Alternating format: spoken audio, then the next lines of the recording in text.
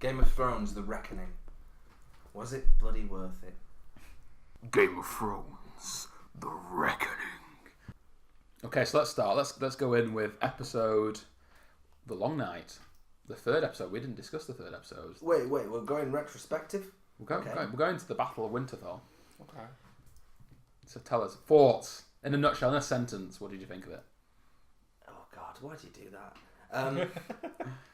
Nothing easy. I after watching it, I wondered what I was expecting to happen, and what if it was just going to be a sort of putting off of the end. If it wasn't going to be the climax that it seemed like it was going to, which is what everyone was hoping for. Everyone was hoping it wouldn't end here, and there would be more to it.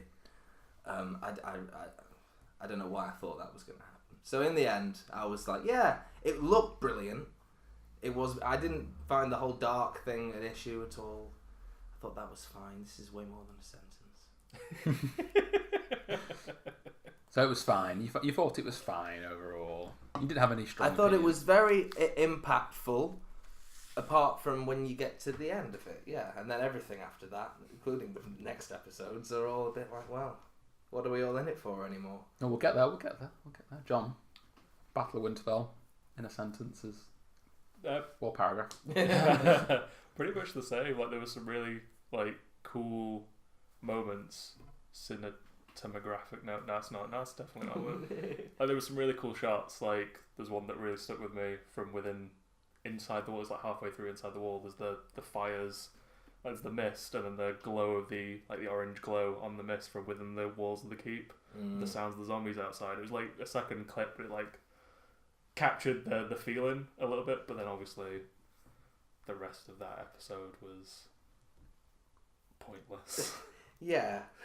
It just felt like it had no point. It was just it's something I've seen in other films before, where it's or shows or just stories where it just feels like attrition.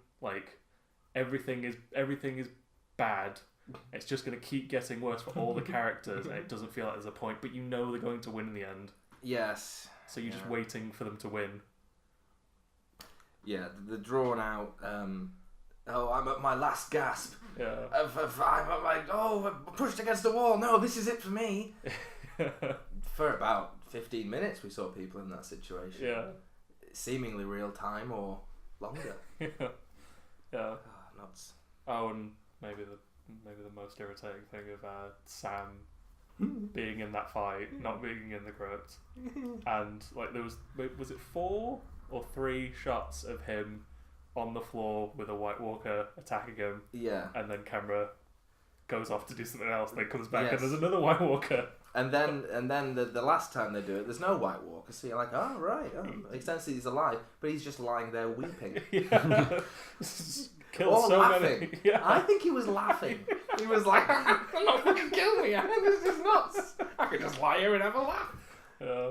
Not going to happen, is it? I'm just going to add to that I genuinely wanted him to die. Yeah. I never thought much of his character. He's never one of my favourites. I could saw the point of him, but the way he somehow managed to snake his way through all these battles and very bad situations that Sam has no training or preparation for. In a world that punishes being stupid about things, Or did punish. or it did. Yeah, well, not being stupid, but being foolhardy, being Yes. Naive. yes, and yeah.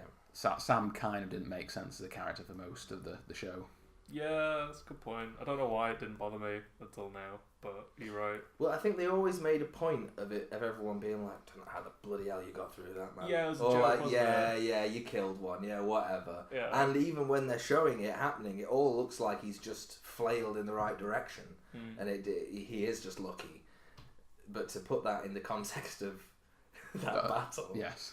Anyway, So I didn't realise till it got pointed out to me in a YouTube video for this entire show that he is just the standing character for the author. well, yeah. I know it sounds really stupid, but I did not realise that the entire time. Well, they made it perfectly clear in one of the last scenes, didn't they? When he The drops the joke. book on the table. Oh, yeah. But what was written by the Archmaester. True, but with his help, with Yeah. his assistance or whatever. So It was meant to be him and Tyrion, wasn't it? What, in the books it was? Well, Tyrion's meant to be in Martin's in-universe avatar, as is Sam, though. It's both of them. Like, it's sort of two different sides. Yeah. But yes, for him, and partially to be the audience as well. For Tyrion, anyway, I think. I think so. He's the most accessible. Yeah.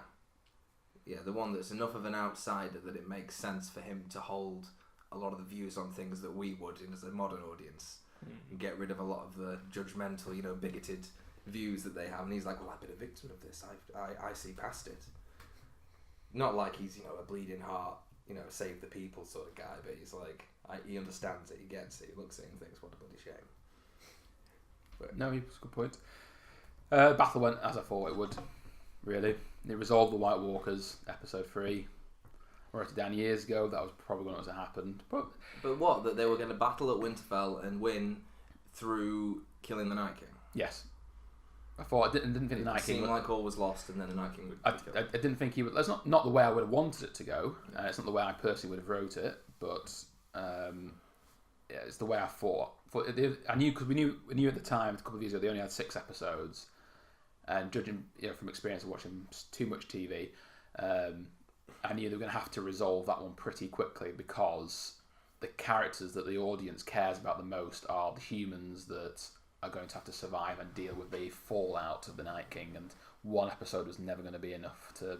One episode or half an episode was never going to be enough to deal with all of that, because there was still going to be what was going on with the Iron Throne, which is the whole point of the series, kind of. And that's thinking, sort of optimistically thinking, we'll retain enough tension and, anticipation for, once that's out of the way, the rest to seem important enough because of how it was influenced by the effects of that battle.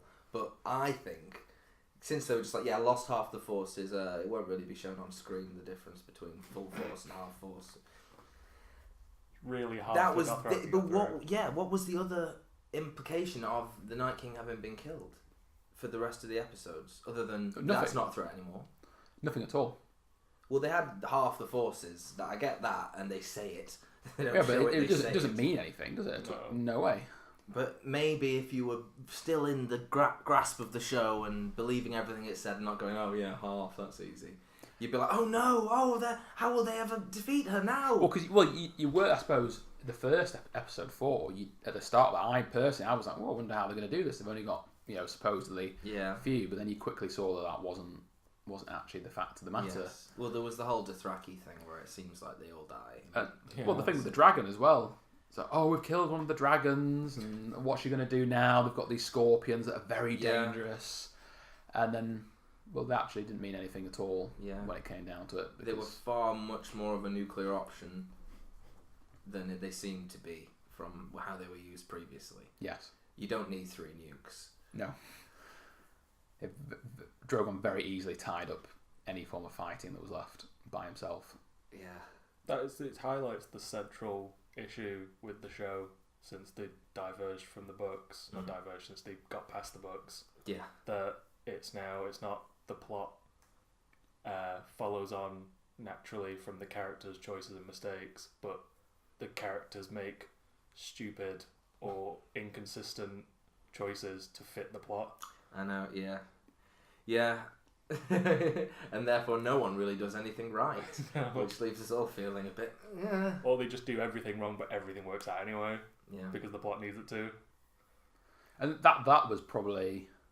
if you throw pacing aside, pacing was the root cause of all... Pacing and time, just time. They didn't have enough time, which is stupid, which is ridiculous, because the show is bringing in enough money that there's no way HBO could not have funded an extra. No, they want. I'm only taking this from an interview that they did with George R. R. Martin while he's walking down some red carpet, so it might have been BS. But he said that HBO and himself wanted to go on to 10, 11, 12 seasons. They would have thrown another few million at it. But for some reason, the Double Ds get to decide. Because we're ending it now. Well, because they started it, didn't they? And they want to do Star Wars. But don't HBO own? Yeah, sure. They could have got different why? writers in. Couldn't anyone And do a better job at this point? Yeah, Well, well, it's better like job, they doubled down on them being the writers for this series because they wrote this one, didn't they? Yes. Entirely in its entirety. I don't know if they did a lot of the writing actually. I think they did. I think that's what the complaint I'm seeing online is that D&D, Dumb and Dumber, more like is what they call them online. You know what? You like that? Yeah. I don't think they wrote the individual scripts. They planned it out, didn't they? They were the producers. yeah, in fact, yeah, they've written out the but I mean, what happened to the script after that? After they'd sketched it out, I don't think anyone picked up the baton. No, I think that was it. I think they were like, well, shit, we got a film tomorrow. Okay. We'll just go with it. Yeah. There's not many words in this script. Just lingering looks, please. Pack it out with lingering looks. Get artsy with it. But I was going to say that I think aside from that whole just not enough time or money, it's the character disservice, which was the final failing. So I think you're gonna have to really argue hard though here, because I'll probably stick up for their choices, because it's so hard with this, because you can't stop talking about the meta level of it and how it's been handled and how it's responded to public outcry and things. Well, it'd be so nice if you could just not do that. Well, let's take it. John and Arya had the wrong storylines. John had a storyline? Well, Arya should have been the one to kill Daenerys and Cersei. And like I pointed out to you in a conversation, John, that they used, in the Battle of Winterfell, they used Arya's... They showed like how her history informs her surviving the current situation to bring her to the Night King. But really, that should have come in a later episode, because her whole thing was against the Queen. It was completing her list. But then whose expectations are subverted? They don't need to subvert. I know, but that was the entire thing. The entire way the last 2 seasons have been written was to say, okay, everyone's speculating. Did a Ryan Johnson. Yes, yeah, exactly, and it could have paid off if they'd have actually fleshed it out a bit more, but no, your expectation would be that yes, she's been saying she's going to do it since end of season 2, while she was leaving King's Landing with a list. Was that it? And then Cersei's number 1 on the list. Yoren on the way to the wall. Yeah. And so things, they think, okay, Here's the rules. Things need to be foreshadowed, so we need to say that, yeah, we had this idea all along. And secondly, it needs to be something that no one's expecting. And so instead of going with the foreshadowing thing, plot, things building, culminating with Arya killing them, they thought, okay, well, there was that one time where Melisandre said, blue eyes. Listing the icons. But only blue. Blue is one of them. So, you see, we planted the seed, and we gotcha. It was all in front of your face, but we gotcha. And we just completely ignore the green eyes. Yeah, that they weren't on, were they? Was some of the people that the people she murdered in the last episode by telling them to get out of shelter? Maybe. Did one of them have green eyes? Was it Ed Sheeran? Did she kill them in the end? Did the horse have green eyes? Maybe. Because the horse was there, and the next episode mysteriously gone. Yeah, maybe. So, and then obviously John's whole thing was against the Night King, and then they set up a beautiful scene. Exactly. Everything was ready. Yes. Opposing each other, the Night King raised. There could have been a fight there, and it didn't happen. That was the biggest blue balls I got that entire episode. I found an excellent way of describing it: blue balls. Oh yeah.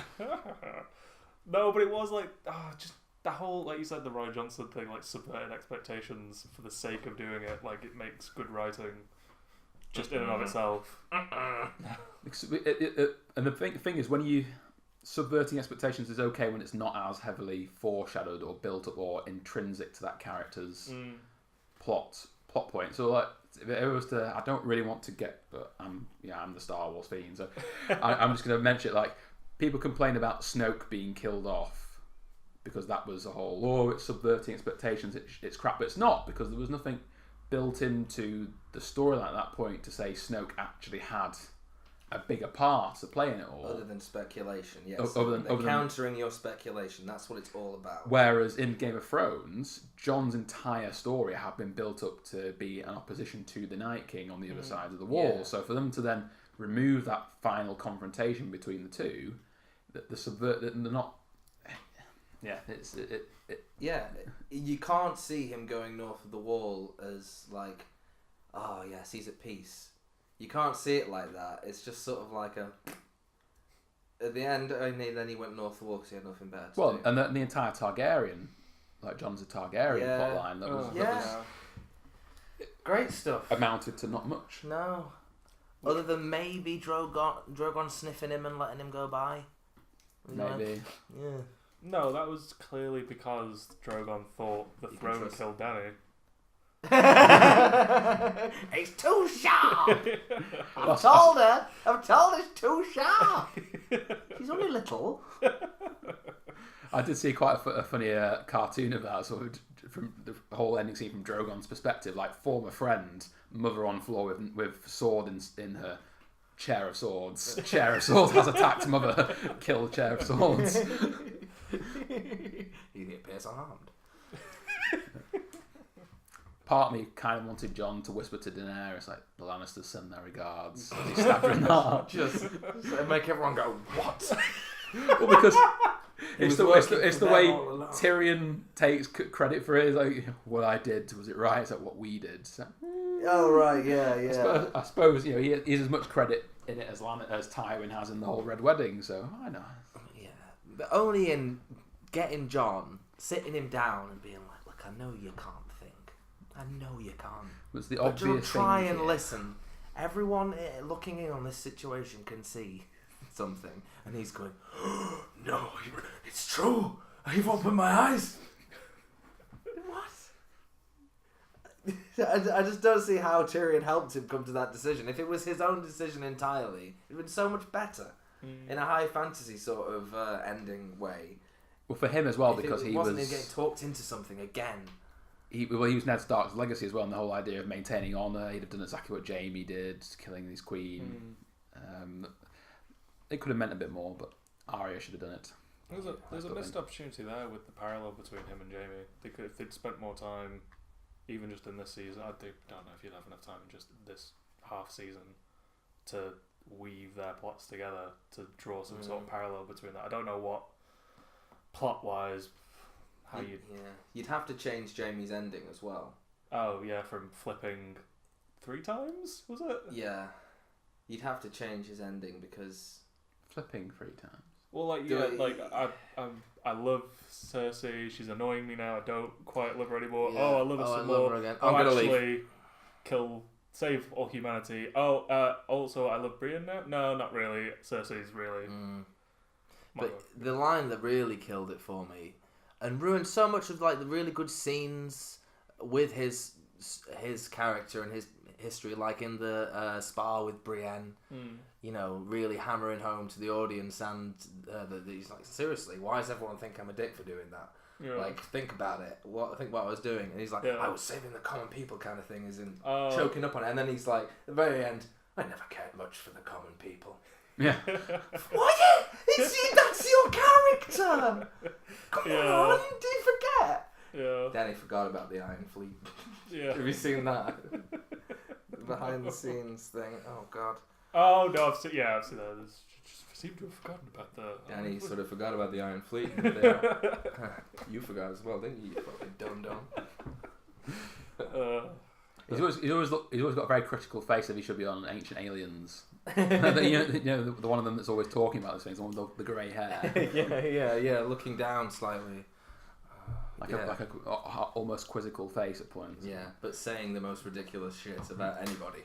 And the pyramids were built by ships that use claws to things from the moon and build it on the... Oh, I know we're like a million miles away from this point, but you didn't actually explain the point you made about Arya and Yes. like that the Go Battle on. of Winterfell, that sort of reflecting.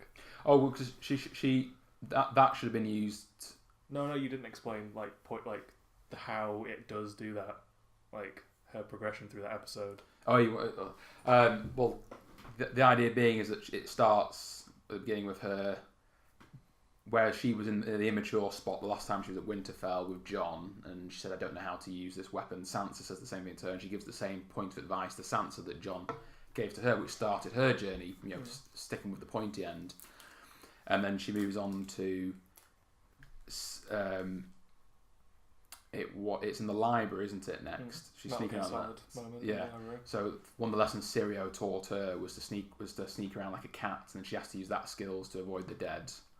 And then the next stage of that, she goes to fight Melisandre with the she finds Melisandre with the Hound, and they tell her to run just as Sirio did. And one of the last things they say to her is, "What do we say to the God of Death?" Again, echoing Sirio's parting comment. And then obviously, she's then got to use her assassin abilities to sneak up that she learned from the Faceless Men to be no one, so no one of importance, no one the Night King or anyone would notice, to then get up and finally kill That's the bit I'm like, the Night she King. Yeah. didn't- No, It breaks down there. the main doesn't it? skill she got from the Faceless Men was the ability to put someone else's fucking face on and seem like Well, them. I agree, Didn't use that bit. Yeah. but they could have used all that. All that could have happened again if she was on her way to kill Cersei. Or Daenerys. The sneaking around could have been sneaking around the mountain, or she could have left the Hound to face the mountain. That could have been the Sirio part. Yeah, but then the main thing. Oh yeah, then they wouldn't need Melisandre part No, because there's no Night King prophecy to fulfill with her. And she that's a very good point. But then again, how they dealt with King's Landing, there was none of that needed happening. If anyone wanted to kill Cersei, they could. It would have just stopped it happening a few minutes later. yes, Other than Daenerys, who could have, at the point before she just destroyed everything and genocided everybody, could have just flown the dragon right up to probably the highest room on the grandest looking thing at the keep and just blown some fire in there. and it'd all been done. But of course, according to D&D, it was all about that was the symbol of everything that had ruined her lately, and that she'd always wanted. Lately. Yeah. It always pursued her for her life. Sorry, I'll add on to that. But a bit conflicting there, 'cause it's like, well, she's always wanted it, but it's also the symbol of everything that she's hated, that's been fearful of her entire life. I was like, well... So could you counterpoint that against her treatment of Gendry? He could easily have been that symbol for her. Yes. Wouldn't it have been better if she hadn't have thought, oh, let's be nice to him instead, and had taken it out on that little fucker? You mean... That really tickled me, that, because the entire series, not every part of the political play in it has been subtle, but so much of it has been subtle. And that then, she was like, I'll make you Lord. And then just like wink, wink, nudge, nudge to there. It's like, I'm a good politician. I know what I'm doing. You see, if I do this now, I've got a loyal law. It's like, come on. This is kindergarten politics. Yeah, but what you could argue, it'd be giving it too much credit. You could argue that it was kindergarten politics and a big public show in front of all the Northmen to be like, we've won together, and now you all get a treat. And see, don't stop congratulating John. I'll share some of the praise, and maybe then everyone will realise I'm still in the room. I'll kill you if you don't look at me.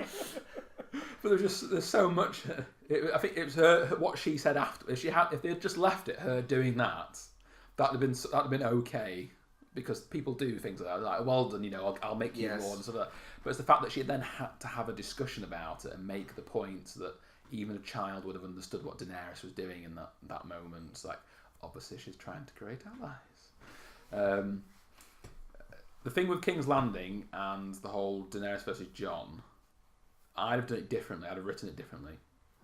So I would have had her, when the bells went, I'd have had her go, okay, still a bit angry, a bit crazy. She'd have executed Tyrion. I'd have killed Tyrion. Or I'd have certainly set it all up and that. But Tyrion would have spoken to Jon, had a very similar conversation to what they did. And then after Tyrion's demise, or if Tyrion was still in prison at this point, I don't think Tyrion dying is a necessity, but the idea that he was going to die and there was no escape.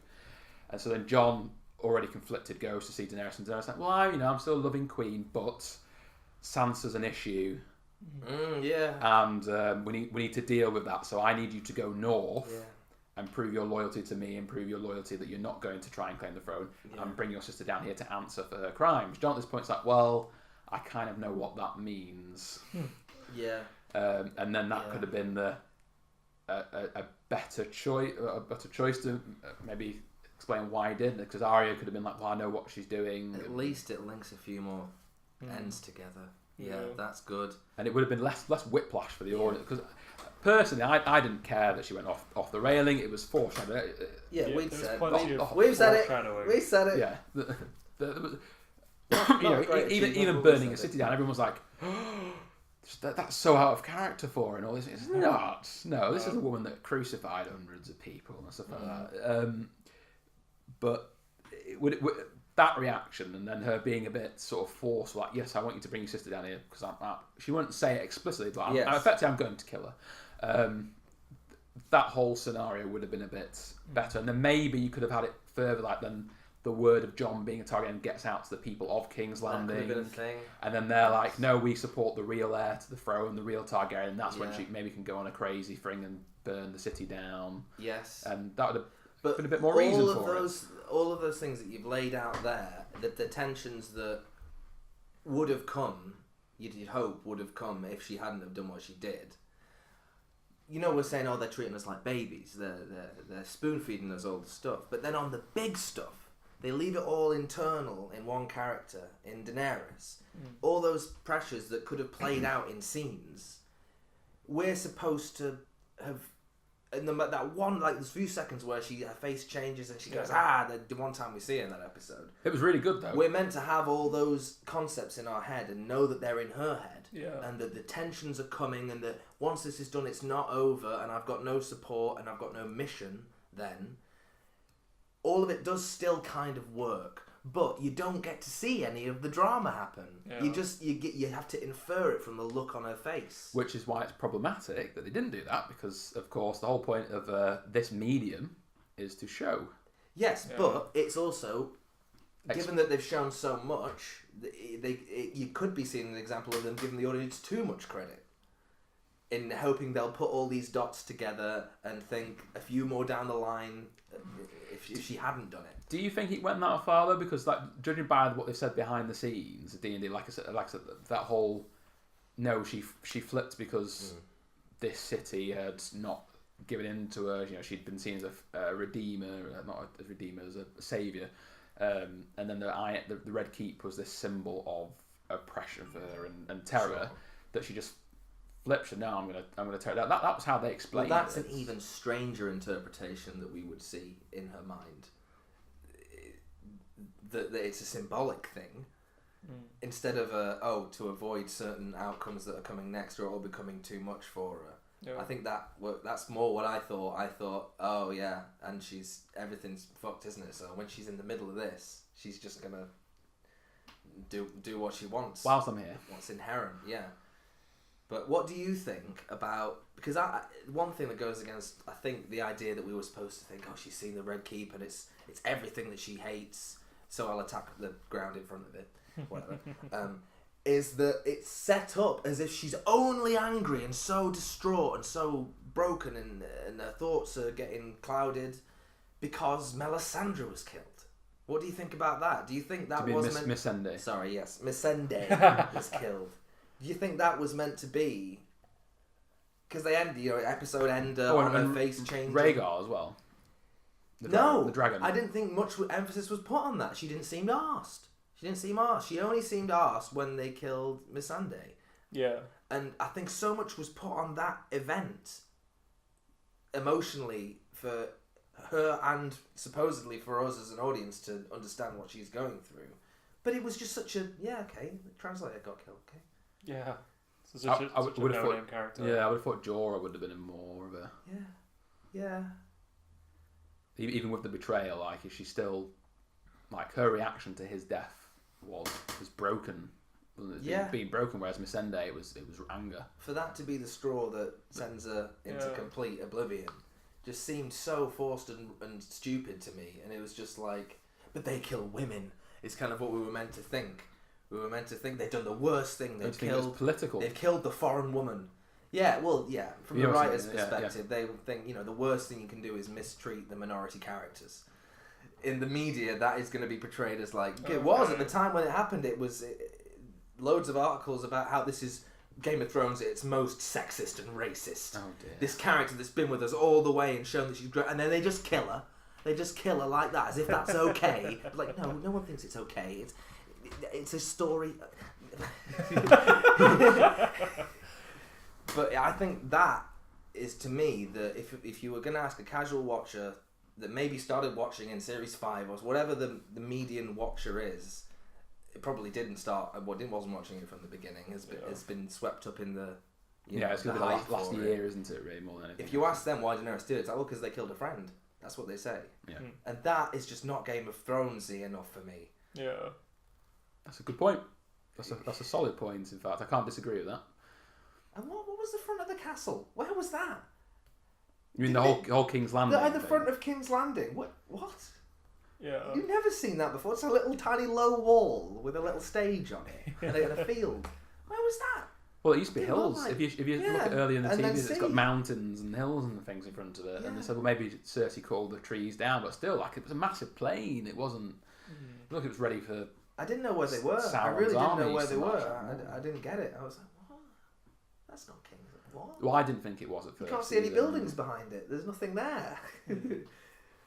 It looked That's very. a tiny thing. Actually, looking at the city as well, whenever you've seen King's Landing in the past, it was very much alive and Yeah, there would have been different people. and dense. Yeah, and, when they went and- out to meet people coming into the city, and Yeah. Tyrion was sent out to meet the Tyrells. And there's all those vineyards and the yeah, outside loads of of it. stuff going on. Mm. And again, it's shut down. There's Everyone's siege and barricaded stuff. in. But even so, the streets seemed very clinically clean. yeah, It was odd, isn't that? Like, just very open. It looked like Pompeii. Do you know the awful film that came out a few years ago? Oh, I think perhaps with Kit Harington. Yes, with Kit Harington. the reason behind that is something found out about the way they did the set design is they built the aftermath of the fight first, and then built the actual the before the fight on top of it. Stuck it together with plastic explosive. Easy done. Yeah. So I That's think quite clever. Yeah, you can't even begin to imagine the technical and artistic side of it that is just being ignored because everyone's so invested. Yeah. It is incredible, and the last 2 episodes have just like what? Yeah.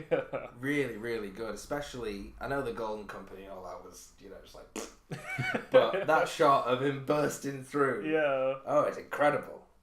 I remember thinking when they were all the Golden Company were marching out, and they've all got they're all mismatched but all golden armor. Like, oh my god, all the effort that went into making all that stuff. Yeah. For 20 seconds. For 20 seconds. And I was like, 90% of it is 4 pixels yeah. because it's so far away. Or And that'd be sold for auction, like £2,000 each. The Golden Company piece of armor. Yeah. What did you think of Daenerys walking out from the ruins of the dragon's wings behind her? Oh, I didn't like it at all. It was so cheesy. It made me think of Black Swan. Did it? I thought, oh, they Black Swan in the ending of this. Is it going all like psychedelic and what's real? I only thought it was bad because it didn't really have any meaning, or It was just another addition to like the Nazi Roman-esque sort of dominant imagery, sort of. really the wings being behind her. Yeah, I think so because it's it's almost like a propaganda thing, isn't it? You draw her with the giant splayed wings of the dragon behind her on fire. Okay. Obviously, that doesn't work if you're imagining any of this is a real thing, but it's a TV show that's been very cleverly. Yes.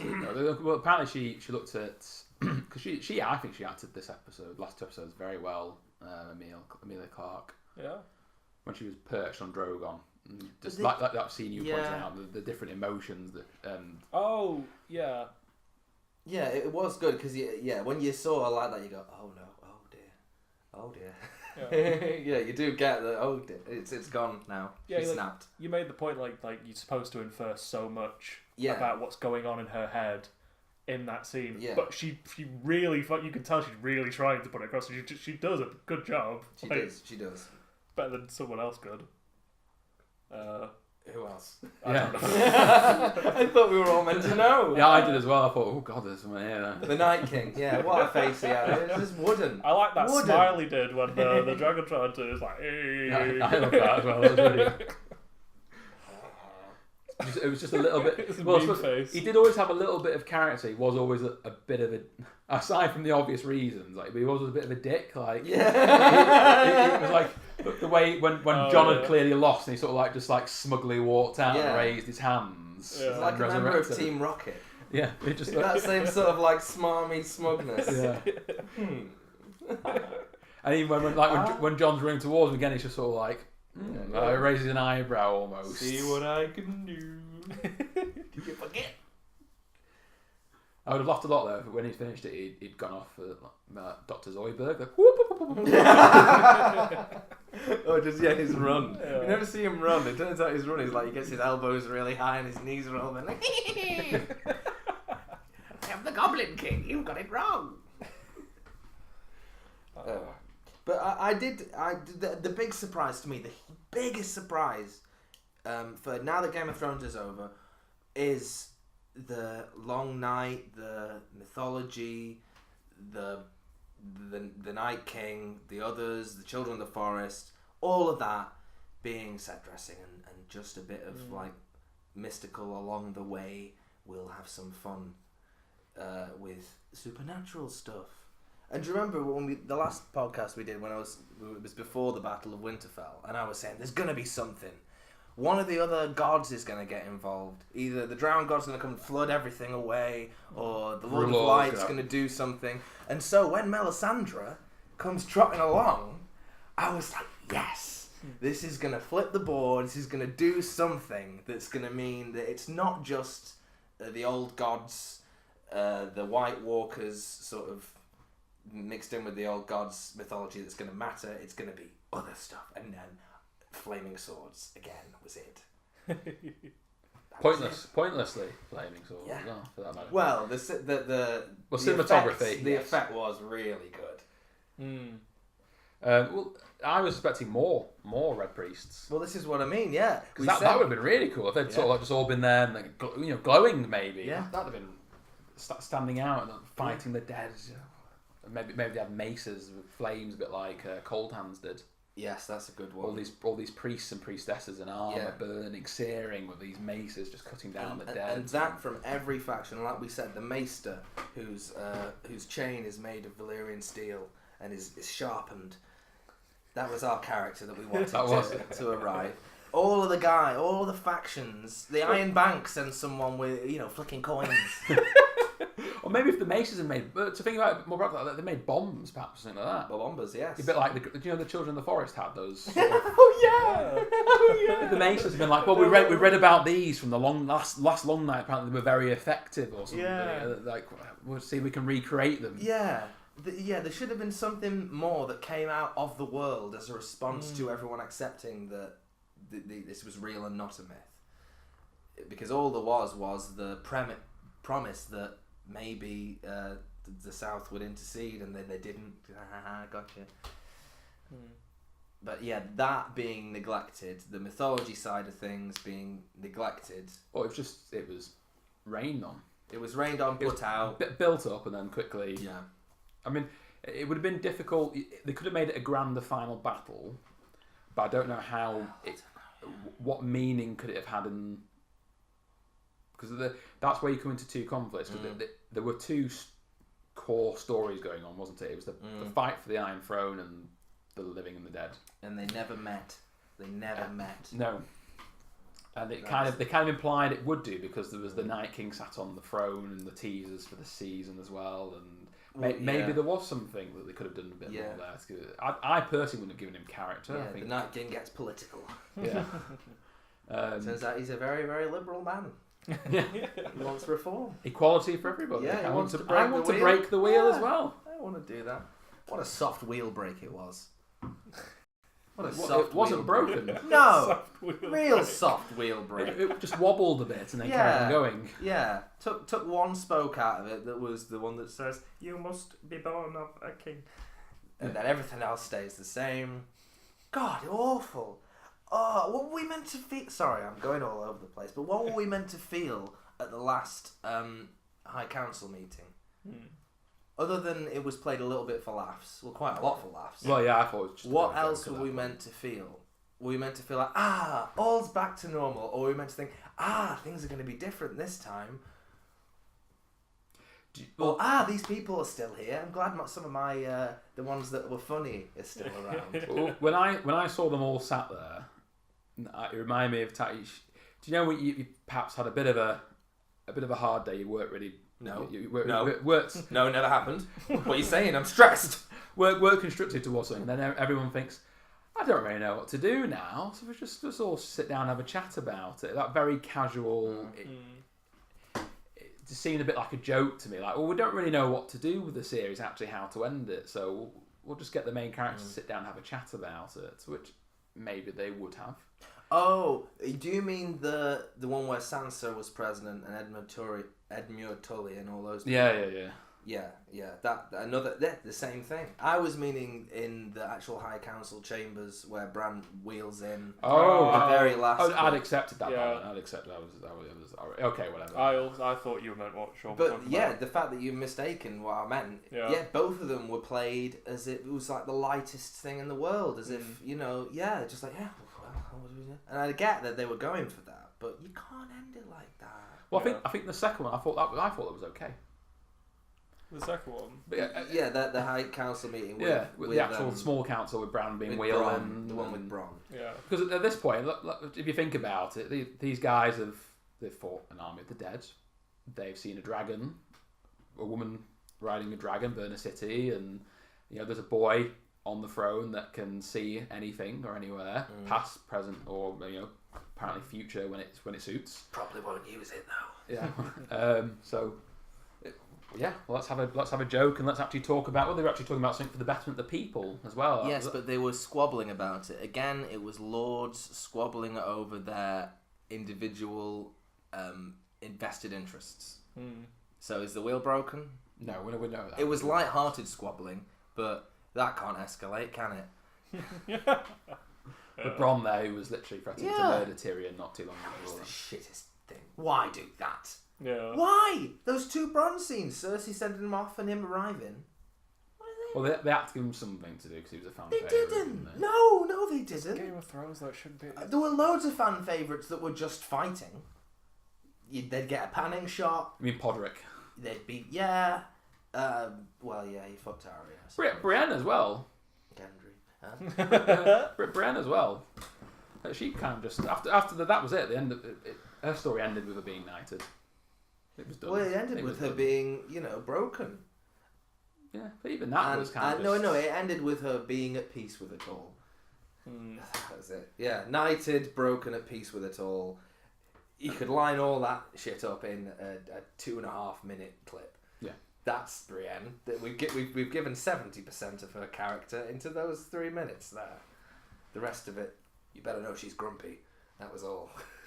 She ain't taking no shit from nobody. Cersei, a rather what's the word? Well, it's not grand, just like a really pointless sort of banal sort of death. Yeah. The villain of the entire series, really, when you come down to it, because the Night King wasn't. It was her. She was the villain. But yes, that is interesting. No, I wouldn't have said of the entire series though. She became that right at the end because there was no one else to fill those boots. Would you not have even thought in the beginning? No, she was like. No, at the beginning, I wouldn't have thought she would amount to much. She was a Joffrey level character, not actual real. Not. She was always getting put down by people for not being strategic enough. Like her father, her uncle, for not for being too ruthless at the expense of that actually being effective. I kind of just saw that as the origin story. But I suppose you're right insofar as but she didn't change. She wasn't. That was her defining characteristic. She wasn't the early days villain. I suppose there was no. It was Peter Baelish. I suppose. Yeah. I'm slimy. Yeah. Varys. I just want to have a quick chat about him because he was my favourite Game of Thrones character.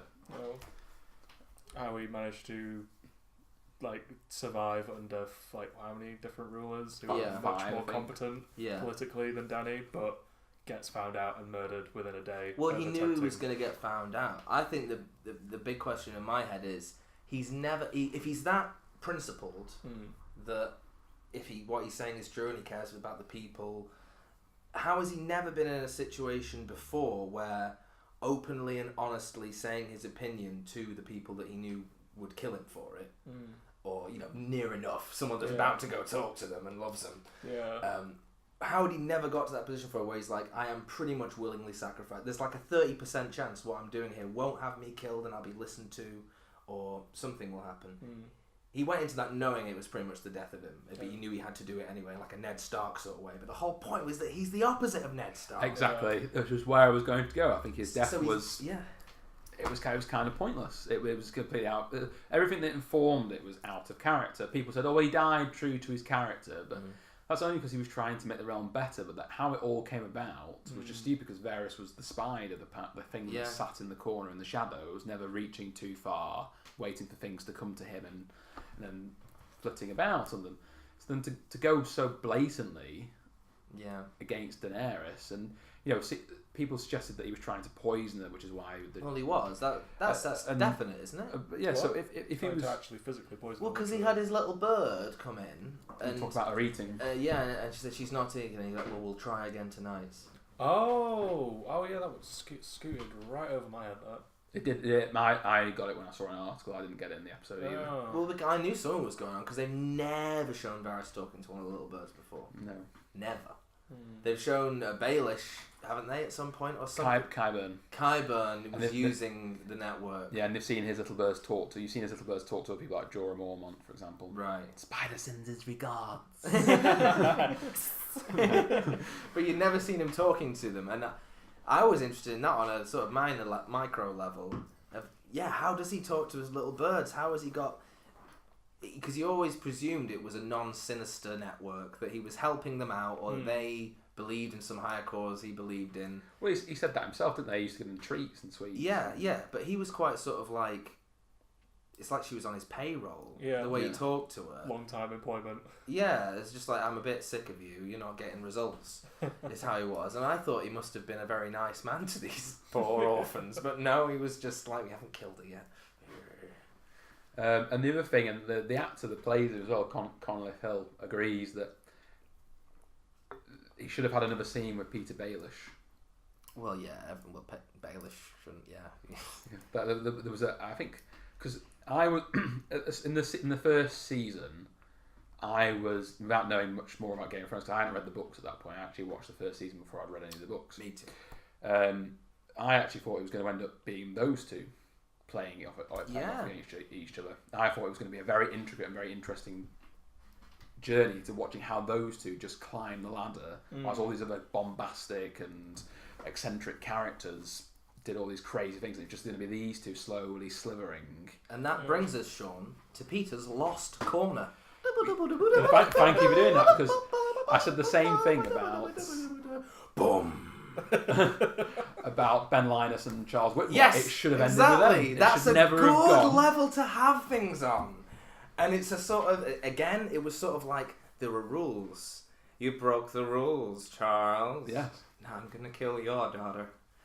Yeah, there were sort of rules between those two. It was like, well, this is a gentlemanly game, isn't it? The games we play, Varys. That's sort of... That level, very dramatic. There's intrigue in that. Yes. There's interest. Like, how are they going to do it? How are they going to... Pantomime sort of thing that fit well in... It's sort of like a Shakespearean element in the high fantasy. And wasn't then, it? and then all of a sudden, and then the dragon came, Yeah. and the man with the ice, and the girl who could kill, changing faces. It was over. Yeah, and they bailed on it like they did in Lost. Yeah, well, in Lost it was like, and then the man in the black. Yeah, who's behind the curtain was what it was always about, wasn't it? And I wanted there to be someone else behind a curtain, and there was no one anywhere other than Daenerys behind, the Mad Curtain. Mad Curtain. Well, yeah. it was just such a shame, I think, because that speaks that their relationship and the end of their characters really shows how the show in its entirety went. Just all that intrigue, all that character, all that intelligence just swept aside. Okay, well, let's try and think positively. Was it all swept aside? The last bit of intrigue that there was Tyrion, right? Yes. sort of betraying. Why was that such a betrayal? What the Letting whole? Jamie go and Yeah, but at this the whole point reason- she'd gone mad, hadn't she? At this point, so yeah, I know, but he saw it as a betrayal as well. You know, when he was talking to John about, oh, I loved her too, and I betrayed her. Didn't he say something like that? he did. He did. Not as successfully as you. That whole thing. Oh. But yeah, he knew that he was. But what was the real betrayal? The guy that was just on our side and he's thinking all crazy. I want to get him back. That was pretty much all Tyrion wanted to do. Yeah, he's not going to do anything It's against not the going to dragon. affect. He's gonna go and- No. He would have snuck Cersei out as well, I think, because it's still in his head. He had the whole thing of, well, she can be saved. He did, didn't he? Yeah. That was Not very book Tyrion. it was a nice scene when he did find them both and he cried. 'Cause Yeah. I felt that he was actually crying for both of them, not just Jamie. That was my favourite scene from the finale. I got upset with that one. I was like, oh no, it's come to this. This is what he's just thinking in his head. It's come to this. Like, I know we were all messy in that, but nah, come on. Yeah. And that was in the same way that I think that if Varys had been there where Littlefinger died, he would have been like a little bit mourning and grieving the game that he's been playing his whole life in a Widmore Linus sort of way, the push and the pull, the let's keep this going, a Joker Batman kind of thing. But it's everything I live for, but I'm not going to end it. And it's all out of his hands. It's all just, and he just stumbles across it at the end, and is just in despair. Yeah, I thought that was really good. And his tiny little hands moving the bricks, and it seeming futile, and him just being like, "Oh God." Yeah, that was good. I just, it's hard to think of Tyrion without just thinking of they're just stringing along. Oh, he's making mistakes. Get him, forgive him. Making mistakes. Get him. Will they forgive him this time? Well, he did become strangely stupid in the last season as well. Yeah, but is that, are we meant to think in our heads that's because he's conflicted with Cersei being his opponent? Well, And no, it's coming down to it now, we're going to kill her. some of it was linked to like dealing with the White Walkers and stuff like that, or just general Go on, how? Yeah, go bits, on. wasn't it? It was wasn't part of it to do with Jamie, part of it to do with the fleet movements. You know, don't move your fleet here. Well, his mistakes, yeah. Yes, in the 7th season, it was like, when we shouldn't attack, we shouldn't do this. I guess I suppose they were. He may be right in the fact he was conflicted about just killing people and just going on like a massive rampage of war, but I don't think they portrayed it well as it being him being conflicted, and more him just actually making some mistakes. Yeah, but they were all mistakes that just, it's like, it seems like a pretty good idea. Oh no, we'll write that it was a mistake because they didn't think of this. Yeah. It's like, well, they would have thought of it, wouldn't they? Bad intel. Give Tyrion the intel.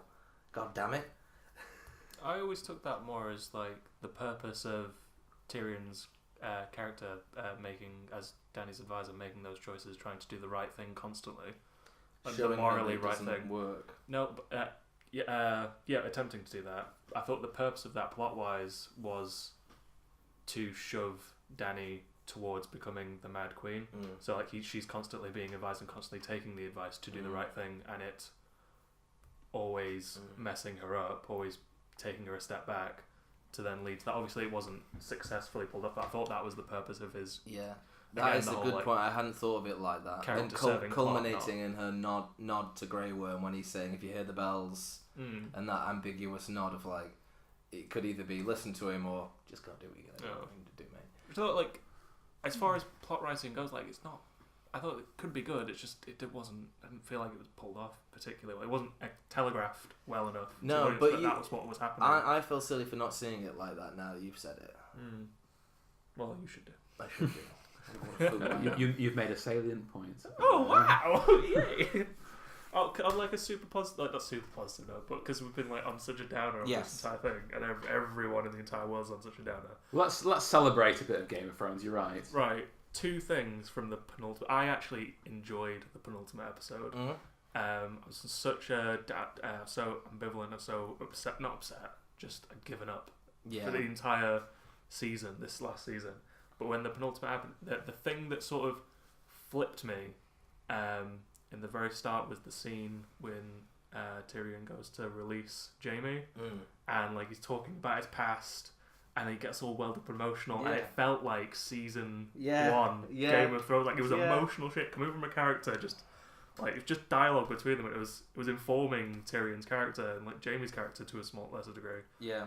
And it just like it impacted me, and it was like, oh my god, I feel for you. Like, Yeah, it definitely made him finding their bodies yeah, in the same Yeah, vein as that. exactly. It's not finding an enemy or finding, it's a family affair. Yeah. That whole plot line. and there was so much wrong with that penultimate episode, but it did that alone sort of put me in a positive spin to see more of the positive bits. And the other thing that I did quite like about the battle itself was, because obviously Dany's, you mentioned, they made this point earlier, that Dany's entire the foreshadowing to her being the Mad Queen was always not unfortunately, I don't know if this is necessarily a mistake, but was framed as her being the righteous one, Yeah. what's the word for it? Well, being Savior. yeah, the savior. Yeah, like it was always framed Dare I as a good say, thing. the white savior. Let's dredge up some old. Riding a dragon of colour. Oh Oh no! my god. It's all there. It's all there if you dig far enough. What an awful man that man is, George R.R. Martin. Despicable. There's sickness in his head. Oh yeah. So unfortunately, the foreshadowing was made that way so that when she does flip, Yeah. it doesn't. You don't have that link to the No. foreshadowing. But that final battle, what seemed so cool about it to me, other than the stupidness, the logical inconsistency of it, and the fact that it was serving a rushed plot to its conclusion, was that it made, like, Daenerys the good guy, Cersei the bad guy, meaningless. Yes. Like, it felt harrowing, not in a way that I wish the Battle of Winterfell did. Like, it didn't just feel like a slog of what it did in bits like with Arya running through the city for 15 minutes. No. But yeah. the actual, like, the this is the good guy, this is the bad guy, it just felt great. It felt, and that's Game of Thrones. Yeah. Like the Meeting the Lannister soldiers in the street Yeah. and seeing their hesitance Mm, and it being reciprocated, at least from the Northmen. yeah. One question. Was Grey Worm just fighting with the Northmen in the city? Yes. Why was he not with I the think I other saw a couple of Unsullied, but the majority of the Unsullied were miles ahead of them, weren't they, at the Red Keep? Yeah. Uh, Anyway. But yeah, I see what you mean. But I think they had to... It seemed like the way they served Cersei in the last episode... No, second to last episode, sorry. It seemed to be trying to take back her as the bad guy, trying to humanise her a lot, yeah. to contrast her against what Daenerys has become. Mm. Because if it was two people just bent on destroying everything because fuck it and it's all gone wrong, Yeah. it wouldn't really work. So they had to have someone being, Fragile. Yeah. returning to their humanity while Yeah. Daenerys lost hers. Yeah. But I don't know what point they're trying to make with that. Like you No. say, it goes against... Yeah. Yeah, I'm not it exactly. doesn't excuse it. I'm not saying that it is justified. I just like the fact, like, I could sort of, I could just focus on that element of what they were trying to get across and ignore all the logical inconsistencies, the plot inconsistencies, Yes. and the character inconsistencies. Yeah, but you said there was no link or no bridge between Daenerys is ruthless because she's on a mission, and it's part of the mission is, well, we're going to need to deal with these people somehow. Yeah. They deserve to be killed. Two birds, one stone. Mm. I've got an amazing ability to kill people. Yeah. The link was her killing Sam's family. Mm. Because she didn't need to do that.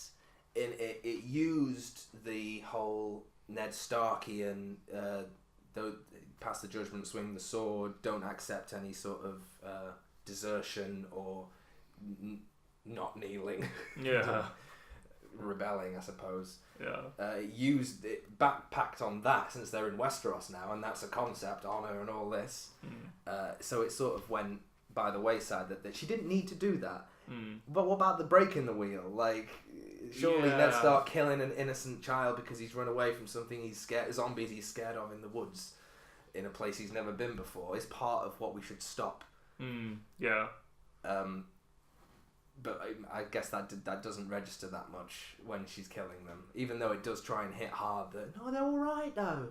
These two are all right. Leave it out with them. They can come with us. They won't kiss your feet and that, but they don't need a burn. Yeah. So I think, but is that it? Is that the only bit of sort of oil in the wheels of the change to help us get from her being a good guy to a bad guy. Yeah, and it And happened last being season. being spurned by John. We no one ever talks about the John Daenerys thing because it's such a nothing, Yeah, but it's so pivotal. Meaning the whole relation. Yeah. I don't Wouldn't want to kiss use her that word. back. Yeah. Yeah. that's such a weird thing to say when your sexual partner doesn't kiss you back. It'll be fear. It's definitely not happened in my life. He could just say some words every now and again, couldn't he, Yeah. John? He could just say some words and. Well, he did. He was always a bit of a soppy puppy, wasn't he? All the way through the series. Yes. You know nothing, Jon Snow, but Yeah. he still had some character to him. But he was just being. When? Since he got brought back to life, he's nothing. Well, that's what that's what I was just about to say. Is that the last 2 or 3 seasons, he's just been yanked from one side to the next. Well, the Night King's coming. Full stop. Yeah. Yeah, and you're as an audience thinking, yes, listen to John. That's going to be important. And that's it. It wasn't. It wasn't important. But it was really good before. We're celebrating. We're celebrating Game of Thrones now. No, fuck that. Let's hammer on the Jon Snow thing. His whole character after he got brought back to life should have just been, because they did it a little bit where it's like, I don't care anymore. That's why I hung up being the my watch is over thing. Like I don't care anymore. But then he does care. He falls in love, but then still being a soppy puppy about everything. Like it's not like he should have been hardcore. He was trying to play conflicted all the time, wasn't he? He was trying to play conflicted. I don't know if it's the actor or if the direction or whatever, but since he'd been so nothing before that as well, a lot of the time, it just seemed like he was continuing to be nothing. But he then doesn't do anything. Like doesn't make any decisions. Isn't countering anything. Isn't facing big opposition and knowing that he can convince everyone. But yeah, it was because they snubbed him. If he could have killed the Night King, then that would have been what he was working towards, wouldn't it? He kind of Then he could any. have had a character change. Well, not just that, but any character he did have was drowned out by Davos Seaworth, who just became any time that John should have spoken. I was like, well, I'm the Onion Knight, and I'm gonna Of the experience of an old man, the morality of a wee girl. She died. The thing, he really like I had She was burned. such a love-hate relationship with him. Like when he was being funny, I didn't mind it, but just the rest of the time, she's like, "Shut up, Davos." Yeah. That whole. Well, I ain't much of nothing. But yeah, all right. So I'm sorry, lads, about this. Before he goes to fight, it's like, yes, we know you're bad at fighting. It happens every time someone draws a sword. It's like Davos Seaworth is. Isn't he got a wife as well? Still, Yeah, well, isn't his I don't wife know. still just hanging out somewhere? I thought he had a couple of sons as well. Well, I yeah. know one of them Yeah. died, but I thought I thought they'd all died or something. That was Yeah. it. but and him and who's the other one? Gilly. Gilly! That's that second episode where Big fat Gilly! where Davos is ladling the soup to the people, and Gilly, and there's a child. I want to fight, and Gilly comes over. And I just thought, it's just if there's ever a time I wished just a tower would collapse and kill a group of people, it's right now. So I don't know if just part of me, but perhaps I've grown frustrated with the series. Just like I just don't care anymore. I do Yeah. not care about these useless side characters. There's interesting characters that have been killed. You're just saying that to spite the writers because they think they're the most important thing in the world and they must be involved. Well, I know that they do that to remind you what we're fighting for. It's for the world of men. We don't want the orcs. Sorry. But we know. We're not idiots. None of us are terrible human beings watching it. We know why they're fighting. Yes. Don't need some child who died anyway in the crypt, didn't she? Did she? I heard they cut. You know the whole you were saying earlier. I thought I just couldn't interrupt. Surprisingly for me, when you were saying about the recurring sticking with the pointy end part. Oh, the call. That came back. Yeah, she was saying it to Sansa, and then we didn't see Sansa do anything. Yeah. Because they cut a scene in the crypts Did they? where you know that point where Sansa and Tyrion are behind the gravestone and they go, "Okay, we've got to go do it," and then they come out. Yes. As if like, come on, it's time for the stand, and then it just cuts to them after the Night's King being killed with all the corpses on the floor. There was it's meant to be a scene with Sansa and Tyrion trying to fight off the crypt zombies. Oh, why did they take that? I don't know. I know the tension was already up, but that would have just... But I think they knew how ridiculous it was that no one was dying, and then take the two most harmless characters physically, put them in in small, close quarters with these supposedly most deadly beings, and then they don't die on top of everyone else in the courtyard. It might have pushed things too far, so that they just sort of went, in viewers' mind, it'll be as if they came out emerging ready to fight, and then they dropped dead immediately, and there was some time. But no, did they not get over to Varys after that? Did they? Yeah, because Varys was with the kids, wasn't he? And they went and joined him.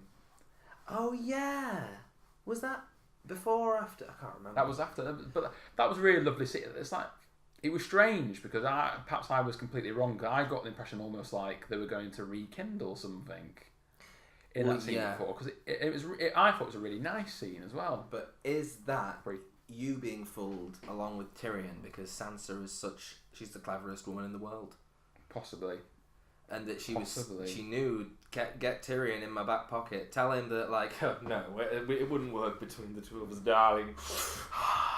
Get him to raise that, because then Tyrion's like, wouldn't it? We're talking about this now. We're talking about it. You're pretty hard now, but. Yeah, you could say that's the genius of the writers. They snuck past you Sansa's genius, and because it was integral. Sansa's influence was integral. Well, no. See, that's actually an interesting take for me, because my impression on the way that her character's been written and how every other character seems to refer to her as the new Littlefinger. Yeah. Even though she doesn't, I didn't think she'd justifiably done anything on her own and achieved anything. Costume choice. How is she still affording all those costumes during the end wars? Yeah. The boutique tailors are the only people in Westeros that have seen a boom. Because it used to be that women wanted to look harmless and they were beautiful, but now Brienne changing her armor all the time. No. Yeah, you got Arya needed to be in her slinky stuff. Final costumes in that Lord of the Rings-esque 15-minute ending on the docks. What was the whole strappy red dress thing? I know I'm going super. Oh this yeah. is a super weird way to criticize Game of Thrones. Sansa's dress. Yeah. That was disgusting. I can't believe they did something like that. Yeah. So yeah. That's not Sansa. That's not refined. And it was so 2017. Oh my god. I was sick in my mouth. Why was no one wearing boat shoes? They're on a dock. Fuck. I know it's such a weirdly, stupidly not analytic, but just weirdly pointless thing to focus on. But it's 2 weeks after the biggest series of wars this country has ever faced. Where are you getting these costumes from? Well, not just that, but apparently it was very cleverly made as well, because there was something to represent every member of her family. Really? Well, the lead. So I read this. I've not personally. I'm not taking any credit for noticing this myself. Someone else had to point. We this out don't for me. believe you, darling. We know we know you've got a keen eye for these things. So a bit of a fashion theme. Yeah. That's what I watch. Met Gala every year. Thank God I don't get that influence. Don't even know what you mean. Don't even know. Yes, I'm a man.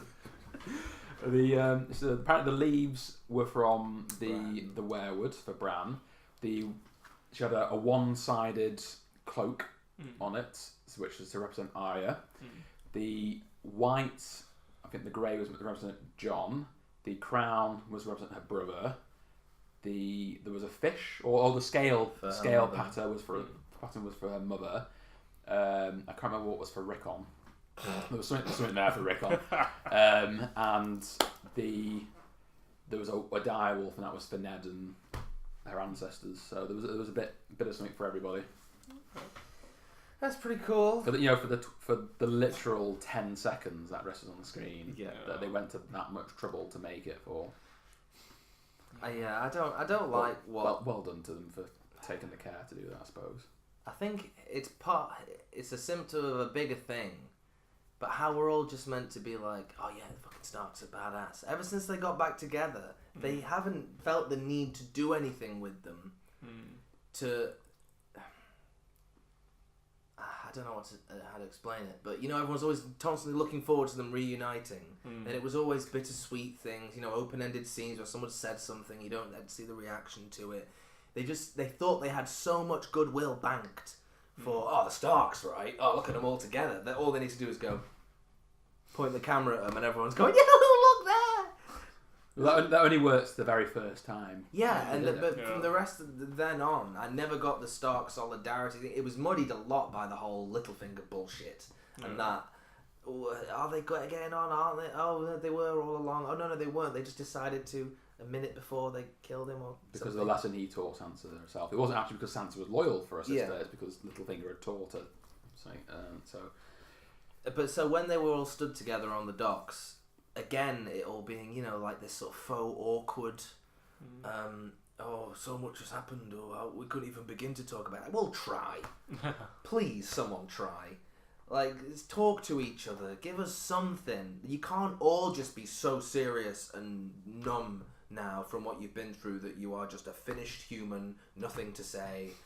You're fully actualized. See, we did a good job. Well, they knew it was ending. Yeah. Obviously, characters were, well, there's nothing else. We're only here for 10 more minutes. Yeah, so. But that's a very high fantasy thing, isn't it? You expect that to happen, and if anything else happens to that character now, it can be summed up in 2 sentences. That is like in the the epilogue or whatever. Well, and they tried to do it. They tried to do it with each of them, didn't they? Arya going off across. What the stupid.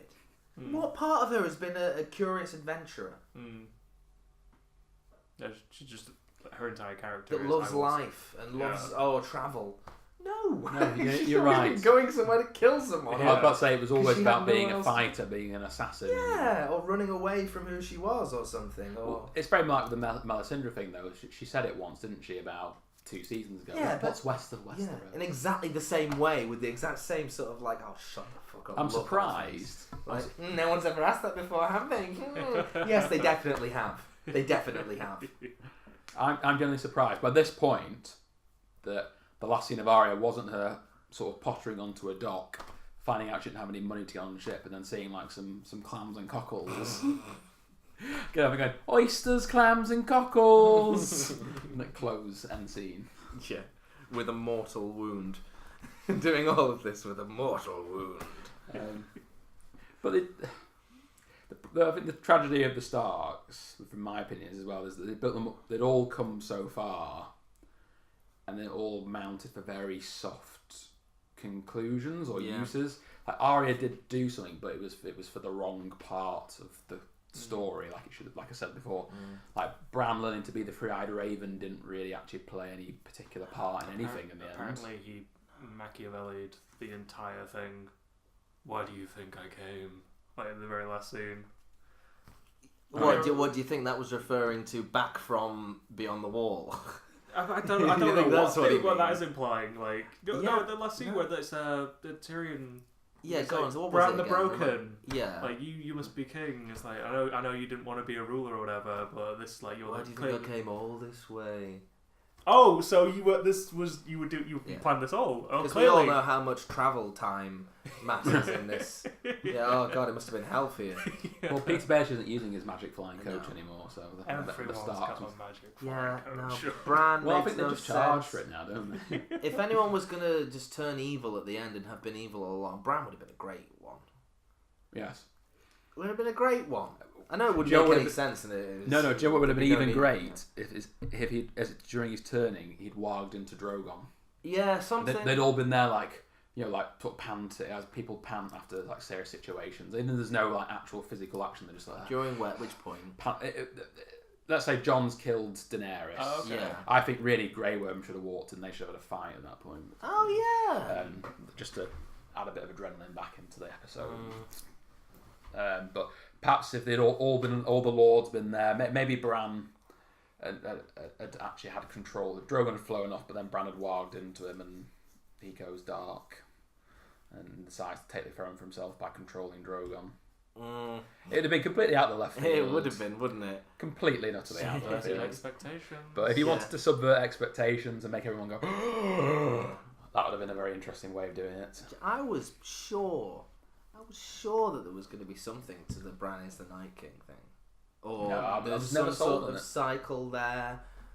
I needed, because of Hodor and the idea that there are, time loops being set up and that there is a cyclical nature that makes sense without a paradox in this world. That the whole long night cycle, I've said about this last time, would be something that was eternal and everything else was based around it, and that would be what the show was about. Maybe not last two episodes could have been about wrapping up the plot and everything, but I just really wanted it to be more mythology Well, involved. I had wondered if because he'd hinted back at the whole he shouted and Ned heard him when he was younger and Hodor. Yeah. And that, part of me did wonder if they wanted to go all Back to the Future end game in Yeah. the last couple of episodes, and Daenerys was going to maybe flip a bit earlier, and Bran was Yeah. like, "Oh God, everyone else is dead. I've got to do something," and we could do like a big clip show and. Yeah, what if there was another series and it ends pretty much like this one ends, with Daenerys destroying the penultimate episode, but then it cuts to Bran and he does some sort of rewind thing, and then he's like, let's make things different this time, and it's just Back to the Future. And we do the last two series again. You know what the fans are all asking for? Oh, A rewrite. They actually get to do it. And they get to do things like, again, Lost Corner. Like Sawyer looking through the bushes. What was it? What did he see? He got to see what did he see? Claire giving birth or something? oh yeah, I think it was. There was Wasn't it? their And missus. Kate. It was Kate because Kate. he was missing her at that point, wasn't he? And Yes, he saw Kate. Yeah. They get to do all crazy things like that. Yeah. And fans would have loved that. They'd have, Yeah. Game of lapped it Thrones up. Redux. That's what they're gonna call it. You could have had maybe Bran could have actually had they could have had a closure with Ned Stark. Like, all the Stark kids could have been there. He'd gone back through time and collected them at that point, and they'd end up back. And Ned was there. And he's like, "I'm really proud of you all." Move faster in the clouds.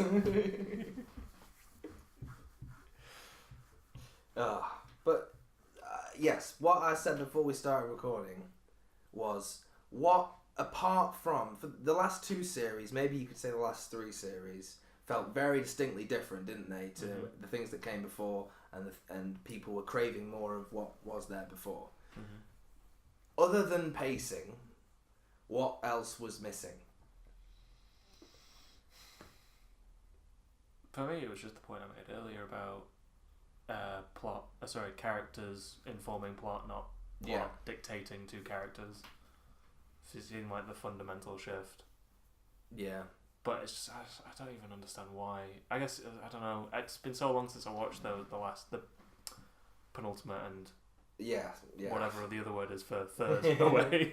I wish there was one. Well, I created Trinultimate. Penultimate. There we go. It's not real. It's Season. not a real word, Yeah. Yeah. but it is now. I can't remember exactly how that shift took place and how gradual it was. It felt really strong in this one, but it's so long ago, I don't know. I thought it was the degradation of King's Landing, Because because the heart of the show was always yeah. the moving and the shaking and all the stuff going on in King's Landing. And at the end of the 6th season, they cleared house, didn't they? Cersei Yeah. blew everybody up. Yeah.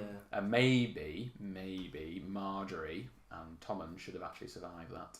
And a little bit more time, then it could have been King's Landing. And then for the next season, at least, could have been Cersei and Marjorie. There could have been something still there, perhaps, which is going to give them the characters a bit more to do. Yeah. I mean, there's nothing to say they couldn't have brought in new things. They Yeah, didn't have yeah. to use what they had there. Well, I was thinking more of just saving time, I suppose. Than Yeah. anything. And there was already like an established conflict that. What if Jon as Targaryen was introduced a lot earlier? That would have been So interesting. that when we were still in that time, and he could have had the same opinion on it, he could have had the same, I don't want it, there's more important things. And he would have had a much more important thing in his mission of, you know, defending against the White Walkers at the time. So he wouldn't be thinking about it. He wouldn't be. But then you've still got Littlefinger and Varys and all the people behind the scenes, the Kingmakers, toying with the concept of him being, you know, Possibly even Stannis. yeah, oh yeah, man. He did have something to say about that as well. That'd been interesting. Yeah, okay, standing up for the old ways, the old world order. You've convinced me completely with that. They would have been alright, wouldn't it? it? So much earlier. Yeah. That would be something. That's a strong enough plot point to ride. There's juice in seasons. so much of it. There's so much juicy potential in Yeah. all this stuff. It would affect everything. You could the entire audience could just focus on that Yeah. being the central. And it could even be that they sort of Cersei and Jaime. You know, this program is like incest is the most incest. Incest is the most powerful force in the world. It's pretty much the story here, isn't it? No, only second to incense. Only second to beautiful, beautiful incense. Smoky. Yeah, like from the Miri Majdour's hut or whatever, where she calls put the curse on Daenerys' belly. What's the other one? The one with the mask over her face. From Karth. Yeah. What was her name? Something simple, wasn't it? What was it? Xenu. We'll go over Xeno. That's the Pokemon, I'm pretty certain. We'll go over Xeno. Xenu is the Scientology god. Oh, is it? That's wrong. Oh, what the fuck was she called? From Karth. Oh. Was it Quaithe? Quaithe. Is it Quaithe? No. It's Quaithe. Yeah, Quaithe. Are you sure? Quaithe. No, I don't See, know. I thought of that. I thought, no, I've got this wrong. It can't be, surely, because I'm just thinking of the waif from. Yes, me too. I was the thinking Mario story. Quaithe. I think it was Quaithe. You're correct. It is Holy Quaithe. crap. Yes. Imagine if Quaithe had showed up just before the Battle of Winterfell instead of Melisandre. Did you forget about me? She'd have done loads of cool things. Yeah. So like reached out, just like those hands came She'd out. have given a riddle to every one of the side characters. No, but maybe she could have like the Night King's walking up to Bran. Maybe she appears and challenges him to a game of riddles. Yes. To get into the Brandon Stark, he must answer riddles for ice. Alongside the whole Aegon Targaryen reveal. I think it was Aegon, wasn't it? Jon's Aegon. gonna be Aegon. Having the Red Priests, like you mentioned, becoming more. Well, yeah, that's Sean. The packing in all the Red Priests. That's Sean's idea. We're doing that earlier as well. Yeah, well, introducing another religious group. Well, Yeah. That came to nothing. Like they had a conversation with her and she like freaked Varys out and that was the end of it. And then Melisandre rocked up by herself. Ramp it all up. Ramp it up. Ramp Euron up. Oh, don't get me started. Not what we know. I'm not saying more of what we had from the show in Euron. Yeah.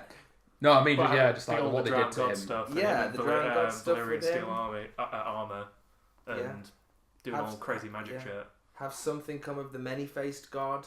Have some sort of. Well, he was there. real Arya world. was there, I suppose. But she wasn't doing any Many-faced many-faced stuff, was she? No. Two-faced bitch. Could she have been? I don't know. Could she have got away with, like, slowly cutting a White Walker's face off? I thought maybe. How would she have killed it and got the face? I thought maybe. Because they break into ice, don't they, when they die?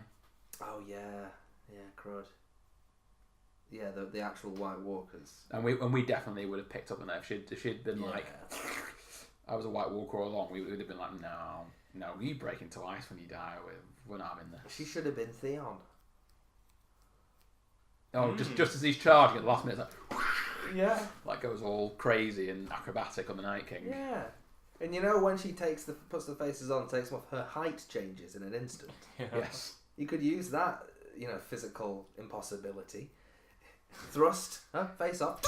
But then In a fraction of a second, she's feet shorter. And that's it. And then she fights him just as he's about to, maybe a whole sort of, I don't know, heroic moment as the Night King swinging the finishing blow. Jon's sword, Longclaw, ching, stops it, and then Could that be. duel happens. Yeah. And of course, the 2 million dead and dozen White Walkers that are there, they'd watch. They wouldn't do anything. Yeah, that was the problem, wasn't it? Yeah. But yeah, what they did it again. They did it again in the finale when Arya shows up beside Jon. They did it again. The whole hair thing. Someone's hair moves slightly, and then Arya is there. Where did it? Did you not see it? You No, know, I saw it with the White Walker. with the when they White said Walker, they'd done it yeah, again, one of their so when did hairs they- moved, and they went, and then Arya comes from a totally different direction. Like she didn't walk. You know, it's as if they're saying, "Oh, she's so quick." She goes past them, and only air moves. I didn't notice that. It happened again with Jon. Jon was just stood there glumly looking like he was for most of the time. And then they do that thing where the camera's going like that. You see a bit of his hair move, and then Arya's there. It's because she's shumpoing. Have you not seen anime? No. That's what happens when they teleport a little bit. And maybe some leaves. Yes, She could've- exactly. That is it. That's what they're evoking, isn't it? Yeah. Oh, and then the spear thing was that was a Shikai, Yeah, exactly. and then the last minute she should have been like dropped it into the ground. Bankai. She dropped it. She did, yeah. didn't she? Somebody watches Bleach. And a little bit of Naruto. And we'll totally get all those references. And we did say they should have gone anime, didn't we? With the whole like. We did. Yeah, we said they should have gone Dragon Ball Z. That's the only. Yeah. That's the only kind I know. Well, I think the Night King, it should have ended like the whole apocalypse fight. I wanted it to happen. I wanted Drogon to be bringing fire at him, and he's just like walking forward slowly, hand out, Yeah. deflecting the fire. You know, this is after Jon Snow's tried to talk him down. You don't have to do this. Or you know, Daenerys on a dragon, him on a dragon. Voldemort to Harry wand meeting with ice and fire flame. No, because I don't think that's enough. I think that doesn't make Alright. the Night King dangerous enough. I think No, just because he's just on it there. has to be isn't he? just Yeah. him, like, and they're all attacking him, and it's not doing anything. And Bran's like a battle of wills, and he's trying to warg into him, Yeah. and Because distract him. They If they had, I did have a one-on-one Jon Knight, the Night King. No one else is really involved, but the fight is going on around a trail of corpses, and the Night King's like bringing people back to life, and you have to kill them, and that's oh, that'd have been quite yeah, just like on the cuff guerrilla, what do you call it? Reanimation. Yeah, Guerrilla just like- reanimation. Yeah. It's like, quick, you get in his way, right? Ready to take that one. Like if he'd been somehow depowered, but he could still do that. If he'd been injured, but he could still do that or something. They Yeah, could have no, done a that's lot with got- the raising the dead thing instead of it just being again when he does it. It's like bet you the audience forgot I could do this. Yeah. It's And like, also, Jon do it Snow. earlier. Yeah. Oh, yeah. On a technical, not technical level. Sorry, on a strategic level, the Battle of Winterfell upset me so much. I know this is like I bet, from yeah. the very start, but I just know. like having your physical emplacement behind your entire army, cutting off their retreat, like Yeah. just like I've not studied Sun Tzu, but as a layman, I can see some faults. Yeah. And the Catapults catapults. being right. Yeah, that was. Even I was like, they only used them once. Yeah. Okay. one body. Cool. This massive army, hundreds of thousands. Yeah. What just one will do? Don't get carried away. Yeah. Or, yeah, if you're gonna have the trench, put it up front. Good idea. But light it. Yeah. Why not light it ahead of time? Yeah. It'll probably burn for a while. They're not going to be surprised, are they? They're No, dead. They're not then going to you be like, can oh God, see- didn't then see you that. can see Howard, them. stop. Yeah. Sorry, that was... But yeah, that as well. Yeah, it was for it. But hey, we aren't military strategists. They know this. You know, they're not going to tailor what they're doing to the people with that knowledge at the expense of any cheap dramatic. No, but I think they could have had Effect. the dramatics. I just because the point I made earlier about it feeling like a slog that entire episode, just attrition. Yes. If they'd set up like it could have been cool for Jon's character to point out like, oh, I've fought the dead, I know how they were, blah blah blah. We need to do this. Yeah. Not traditional warfare, just blah blah blah Yeah. blah. And then Forget have- what you know. Yeah, and then the entire battle will be about right. What they mentioned briefly there that we've got to kill the Night King, but if it's like we've got to hold him off as long as possible, Yeah. and then like having that attrition, but having it be like all like you said, like all the red priests or all the other stuff they could have reintroduced, where like Yes. every Sect has their moment to, you know, like little like Avengers Endgame, like A true call to arms. yeah, like getting to be The realms cool of for a bit. men, all that kind of thing. Yes. As cheesy as it would be, but that's where they've gone now. Like And they've John- abandoned the political intrigue. Like Yeah. just go bend full into the superhero Marvel bullshit. John could have been at the front. He could have turned around like tearful. And just, oh, what, who would it be for? For Jorah. No, for Bran. It'd be for Bran, wouldn't it? Of Rickon. course. Rickon. No, it's for Bran because Bran's the one Nobody that's can the Night King's going after. He's the one with the main I story, isn't suppose. he? Yeah. For Bran. But he gets a nice garden to sit in. Yeah. Instead of being strangled by Gollum on a lava precipice. On a note though, I did like the music. It took me by surprise. The whole like Which part? the music as the Night King as it's all Oh, building up yeah, to the yeah. conclusion. Yeah. Because I was expecting it to be more, you know, Duel of Fates, big Yeah. like a furious choir belting out Yeah. a ballad, but it wasn't. It was and it was kind of it was different. It was well played. And you know, at the time I was like, oh, I don't know about this. It's taken me out of it. But in retrospect, I think it works very well. Like I'll give them the music through Game of Thrones. I'm going to go back to saying something nice. Has been phenomenal. Like Daenerys' All the way theme through. tune and the Starks one in particular. They're just solid. It's weird. It is good, and you know it's good. But I only ever consider it when the Reigns of Castamere plays. Yeah. I'm like that entry level of like a fan that I'm like, oh yeah, this means something. Oh yes, they're there. That's them there. Oh, this is their song. Yes. When was the last time we heard it? Oh, that's quite good. That's about as far as it goes for me. I'm like, The one for me is the violin sound they play whenever the dragons breathe fire. The oh yeah. That is that's good. like ooh, dragon fire. But they stopped that, didn't they? Battle of Winterfell, it wasn't there. Yeah. Yeah. So yes, music. No, bloody good. What is it? Ramin Djawadi, I think his name is. I'll leave that down to faith in your ability to Something like that. But I bought a few of them on what platform was that on? It was on something stupid, Google Play Store or something ridiculous. I remember because whenever you get into the App Store or something, it's like my thing. What have I bought on here? The Game of Thrones Series 4 soundtrack. Oh, okay. Did I? That was probably the best one actually. Oh. Yeah, the album cover is that Crow, image. isn't it? Oh, I can't. Whichever The one third I've seen gone. is the album cover is from Bran's or someone's premonition of the dragon's shadow over King's Landing. Yeah. That was good, wasn't it? I really did like that. That actually happened. That did happen, and they used pretty much the same shot with this is real now. It's actually happening. Yes. We're here. This is it. Yeah. There was a bit of finality to that as well. Of sort of, okay, yeah. So what do the when Jon killed Daenerys, the conversation that they have, she just seems so deranged.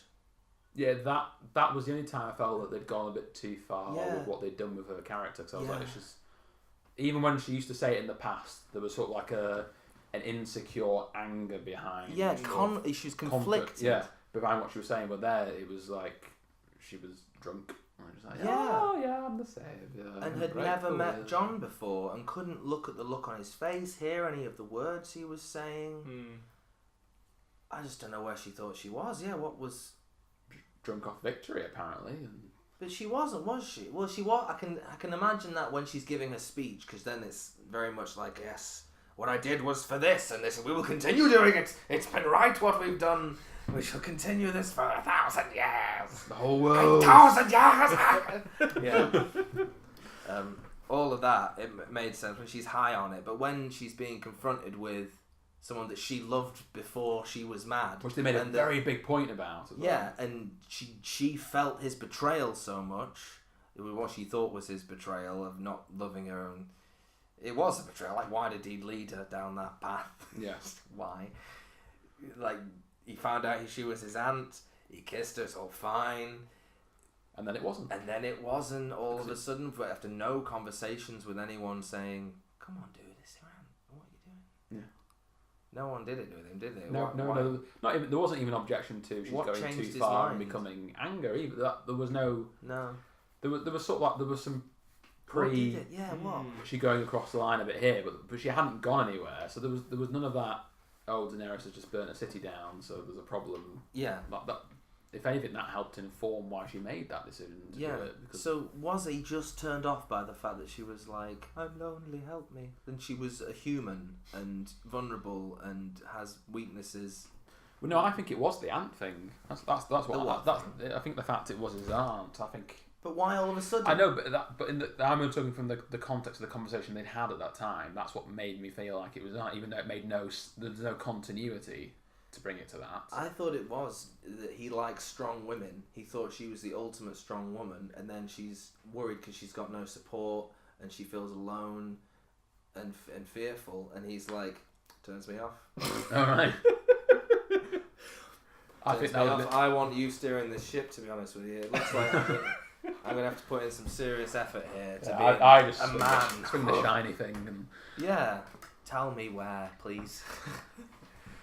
No, I think that was it. I think that's the only thing you can see it as. Like, I don't like you anymore. No, my read was that it was like he was aware she was turning evil, that she had things that she was doing things he didn't agree with, and that's what was like. Yeah, it wasn't the weakness itself. It was that weakness shows that she's unstable, and that well, she was becoming wrathful, passion, wasn't she? Yeah, it could turn into something that. But it's would interesting have that no mind for justice. It's interesting that all three of us got a different read on that because they Yeah. didn't communicate it at all. Well, that love story is just It'll be fair then. yeah. If you took out the scenes of them kissing or fucking on the boat, nothing about any of their interactions with each other suggests intimacy. Yeah. Even that they know each other particularly well. What's my last name? They're a bit like, oh, right, hello, playful with each other or anything. It was so dour, wasn't it? Yeah. The last series, so dour. Well, it's pacing. It's all pacing, isn't it? Because Yeah. there was no time to establish things properly and to get invested in the new relationships that were created or the decisions that were being made, and that sort of that robbed that support of them, didn't it? Or the audience's understanding. But still, But how does their need to be speedy and get through things without really giving them their all and the justification that they need to keep the audience along with the concepts?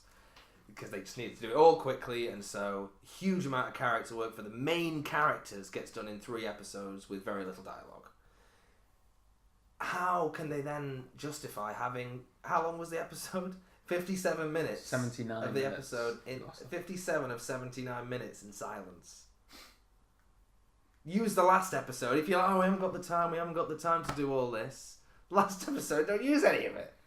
Well, the last episode and a half, really, because the whole thing King's Landing didn't have to be the entire episode. They could have got into that very quickly. Yeah. And there was a lot of points during that, and they cut the whole Arya thing out to make that a quick. Yeah, the thing. start of the last episode should have been the end of the penultimate The, episode. the whole thing with Tyrion sort of standing around just staring at things Yes. for most of the episode. Yeah. There's such that long drawn out struggle of Jaime getting to where he needed to be through the episode. Yeah. They could have cut so much of that Yeah. and actually put in some true character development. Because it feels unearned, doesn't it? Yes. It feels unearned that they can dwell on things like that, and let you as your mind think about all that's gone before. They seem to be giving you space to think of the momentousness of everything that's happened.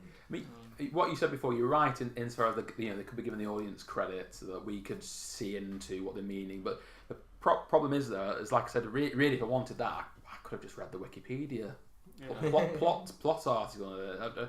Gone for a long walk. Yeah, and then had a thought, and we could have a chat about it. Now I could have joined this conversation having read the Wikipedia, and by the sounds of it, not really got much other than Daenerys.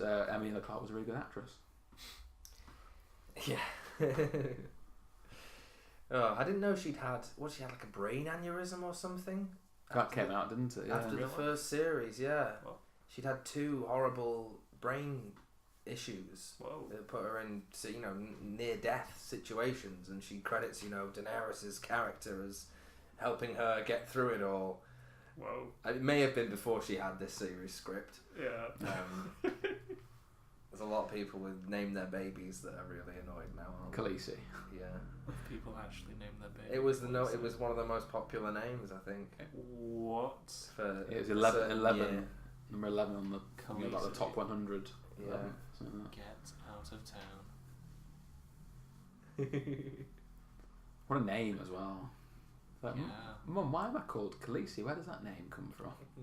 Well, Well, there's a saving grace. Maybe the books will be radically different, or it will be a more. You'll be able to be more forgiving of Daenerys in the books because they'll flesh out a little bit more of the human side of her. Because it's definitely meant to be that it's her humanity and her weakness that drives her to be so inhuman, isn't it? But we just get inhuman savior to inhuman villain. yes. I mean, I think the books will probably end up. I think everyone will end up in the same place, but it'll be a different journey together. As in, I still think Daenerys will end up dead. I don't think she'll get on the throne. I don't think George R. R. Martin will change. I think Tyrion will survive and probably end up being in a position of some significance. The only one I'd probably question ending up in the same place is maybe Bran. I can't see. Euron. Oh yeah, I don't think Jaime will be killing him in the books either. No. Oh yeah, but because there's fundamental things like that, like But I think he'll Euron's end up dead. character is completely different in the books. Like his whole plot doesn't fit. Unless it's all lies, unless it is, because a lot of what we hear about Euron is second-hand information at best. Sort of the myth of Euron, and in a Middle Ages themed fantasy world, things get talked up, don't they? Things get talked up. Oh, you told me this last time. Yeah, Yeah. there is something to it. He does some pretty hardcore stuff. And then there's cool like prophecies about the one-eyed creature with many arms reaching out on a sea of blood to get Daenerys. It's like they really built him up to something truly sinister and. Anyway, they've not done that. It's over. They can't correct it now. What are other implications on what we can expect to be important in the books, and what might, like so many things seem to have been in the series, end at pretty much dead ends? Lady Stoneheart. Yes. Never came anywhere, did it at all? No, but given that they've been told this is some way close to the large scale ending that's going to be in the books, how is she going to factor in? It's got to be in a minor way. Well, she'll replace Beric because Beric's dead in the books, Yeah. isn't he? Because he gave up his life for hers in the books. Oh, She replaces him, doesn't she? Yeah. So obviously his point, his purpose in the final battle will then be fulfilled by Catelyn And Stark Brienne, who instead. knows if she even lives. Yeah, she's in a bit of a sticky situation. Oh Isn't yeah, it? she's She's being about to hung be- by her, isn't she? Yeah. Yeah. Can't remember so much. I don't remember. And the Hound is maybe still alive, probably still alive. Yes, he's It's not a important grave anymore, digger. is he? Like No. he's just a Easter egg character now, isn't he? From what I remember. Well, they see someone that's very similar to him being a monk A grave going on an digger or island, something, and yeah. the rivers, the forks, where it is the Trident. Yeah, An island in the middle of the Trident. It's like a throwaway chapter. Of is it some maester goes there? I and they forget. You know what the last few books are like. Oh yeah, Too many new people. too much. It's just too much, isn't it? Really. Yeah. The quite kind of the opposite of the show. Like the show stripped itself down to like the bare cast, and the books have just got bigger and bigger and bigger. And he's introducing things so late in the game now that you're thinking it's a bit late, George. Yeah. And time goes all over the place after the whole feast and the split and it's very confusing. So have you got any other positive legacies from Game of Thrones? I want to end on the nice note because this is a series that we have all loved and enjoyed for many years. What are the best things about it that we're like, there wasn't? What have we been complaining about? Because if we're complaining about it, it's because we've lost something that was integral to the show. Yeah. So characters, interaction with the plot being driven by character choice instead of it all just sort of being justified afterwards. The visuals, the incredible set pieces, I'll probably say music. They stuck by, didn't they? The Oh, visuals yeah. and the music. So that's probably the only thing that actually made it all the way through unscathed. Yeah, which is jarring because while that's going on, you're seeing something that you really think is stupid to be happening happen so well. It's almost like you're fighting yourself to keep the logic going and not get swept up in it, which is what we're all meant to do. We're meant to get swept up in it, and it's meant to have stored enough credit, isn't it? But the performances, for me, again, still, that didn't really ebb off. I can tell that the actors would be disappointed with the scripts they got. Oh, definitely. You look at all the interviews and things beforehand. It's very similar to sort of like Mark Hamill before Yeah, Last Jedi. Just like it's amazing, isn't it? all the cast are clearly saying like, Yeah. oh, Using sort of the fact that the media will know and that they're not meant to be saying anything. yeah, So behind, well, it was the you're best saying- season ever. Yeah. Well, Yeah. am I misleading you? No, it's the truth. That's what I believe. I think one character that stood all the way through was Tyrion. It didn't really go wrong. I mean, season 7, Didn't have much to do. he didn't have much to do, but really he made it all the way through as his character intact quite well. I didn't really have many problems with myself, but After fleeing King's Landing, I feel like he became a bit of a meme. Like, he was just... I could agree with that as well. Yeah. Like, A he meme degraded. is the term. Yeah. But after, like, the scene with him and Jamie, like, that mission Yeah. before that... We felt got like- back to it, didn't we? Yeah. That scene. What scene didn't they have when after Tyrion had killed his dad? You know, because in the books, Oh, Varys kills Kevin, doesn't he? Varys kills Kevin. yeah, Kevin Lannister, Because yeah. he's repairing all the damage Cersei's done. Yeah. And Varys wants her to be instability so Oh, Daenerys can come back. in disguise. No, he's off. There's the whole fan theory that he's off. There's the other Targaryen, like Yes. someone Coniston. Well, or that whatever, was- after him, yeah. purple hair or whatever. I'm so happy they haven't done that. That was Sure. Varys's big plan, wasn't it? And in that the he books? is also a secret Blackfire target. Like that's Yeah. his potential. Plot. Sorry, no, I've taken us well off the Sorry. revelation there. Sorry. Oh yeah, Tyrion is aided in his escape from King's Landing after killing his father Yes. by his brother, and they had that conversation. He tells him what he's done. Oh, the Kettlebacks, is it? No, He tells Jamie about the Kettlebacks, though. He says she's probably fucking the Kettlebacks. Oh as well, yeah, and there's haunts that. Jamie, But doesn't it? doesn't Jamie say he'll kill Tyrion if he comes back Yes, I think he does. because of him killing his father? Yeah. And he'll help him get away, but. I think he does. I'm just thinking that's a very different thing to the that conversation couldn't happen. That conversation they seemed to bring Tyrion back into the main plot, being Yeah. himself, high stakes or emotional investment plot. Yeah. Like Sort of the opposite of that they skipped you off. could still potentially have that scene, but replace the Jamie you have in the books with the Jamie you're describing now, informed by the whole like the hatred of Tyrion. Yes, and that might have helped justify him sticking with Cersei. Perhaps. Yeah, definitely. I just don't want to be on Tyrion's side. Yeah. So Jamie's character sadly didn't make it through. They didn't give much to Jamie, did they? But they started out, it was so well done, and then the rape scene happened, and the sex. And It was not a rape scene. That was consensual. Yeah, You well, all got the wrong idea. Books. Refresh me. in the What books. happened? In the books, It's past the books, isn't it? yeah, after he lets Tyrion out, he kind of what Tyrion's Oh, I words remember about this. Cersei's betrayal haunt him. So he goes off to the Riverlands to break the siege, but he's disenfranchised of Cersei. Like he's broken from her. Like he doesn't want her anymore. Because I think she comes on to him and he says no. Yeah. And that, I think always thought that was a far more interesting route for him as a character. I remember that from the books definitely. I think that was really cool. And it did start it, didn't they, with this? And Yeah. when he first comes back and she's like, "No, you betrayed me," and his reaction is like, "Well, that's completely insane. What you're saying?" And then they actually just end up going back into the old beats that they had before. And It is wishy-washy where everyone stands with everything. Where Jon stands with Daenerys. All the ones that are about intimacy and who loves each other. Yeah, It's all over the place. they handled the Tyrells well. I quite liked the Tyrells, Marjorie, Loras. Yeah, Loras yeah. was a non-character, but he kind of is in the books. Yeah, as they well, made so- much more out of it. That's something they did better than the books, isn't it? Yeah. They made them Yeah. brilliant characters. They got them all in everyone's heads. Everyone had a feeling about all of them. Yeah.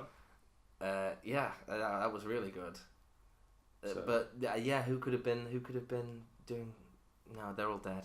Sorry. They're all dead. Tyrell, yeah, they're all gone now. Is it Mance Tyrell, the dad? Mace Tyrell. He died, didn't he, with the mum and Marjorie and Loris all in the seps. Yeah. Oh, he would have been good to have at the last round table. Yeah, he would have actually given a rousing speech before the Battle of Winterfell. He could have sung a bit for them as well. Oh God, yeah.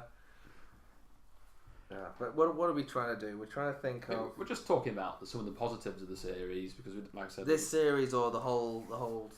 No, the whole series, not this season. The whole series. Because we're sort of coming to the end game now. Like, I can see Doctor Strange over in the corner raising his finger at me. They did add little bits here and there that weren't in the books, like the scenes with Arya and Tywin.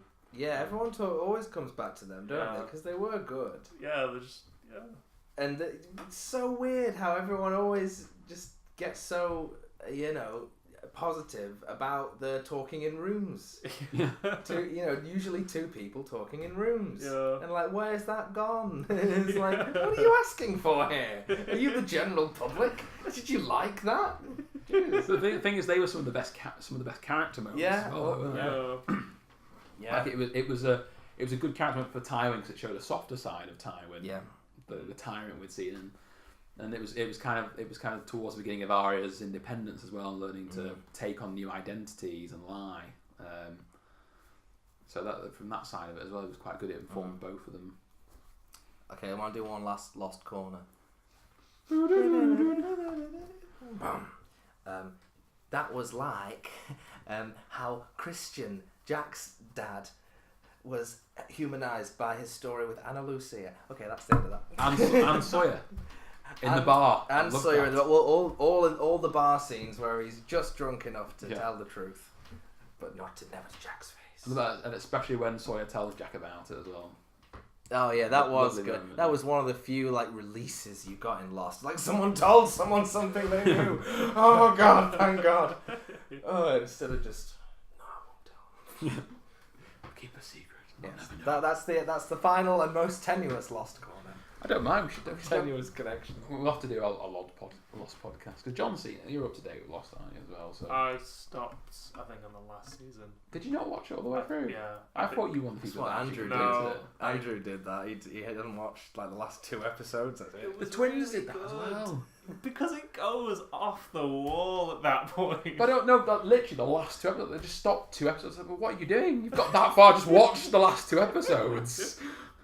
But we've heard it's bad, I don't care, just 2 hours, just watch it. You've watched You could say 50 hours of the stuff. you shouldn't feel insulted until the very end. Why are you stopping now? You should have promise right now. I didn't even mind the ending. I know it's similar to Game of Thrones.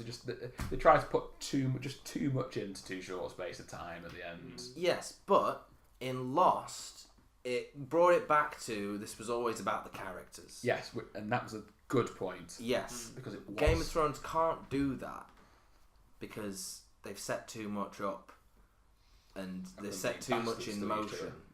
Huh? Of them being bastards as Yeah, yeah. So what is the message of Game of Thrones? Because everyone's trying to find a message. Some people are trying to find a message to show how awful and sexist everyone that made it is. Say, you make some empowered women and we all cheer on for you. The 2 main forces are both powerful, strong women, and then you make one of them just snap it because she can't handle the pressure, and you make one of them break down at the end and cry. What have you done to the women? And you killed what's her face? Frizzy head. Yeah. So people are seeing it like that through that lens and saying it's rubbish because they've betrayed the feminist cause. What was the meaning behind Game of Thrones?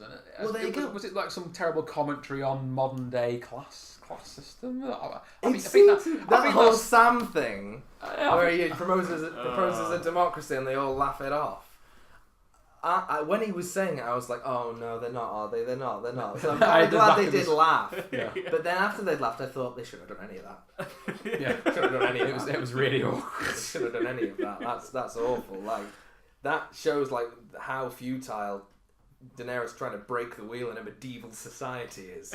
You're not ready yet. We're not ready yet now. No.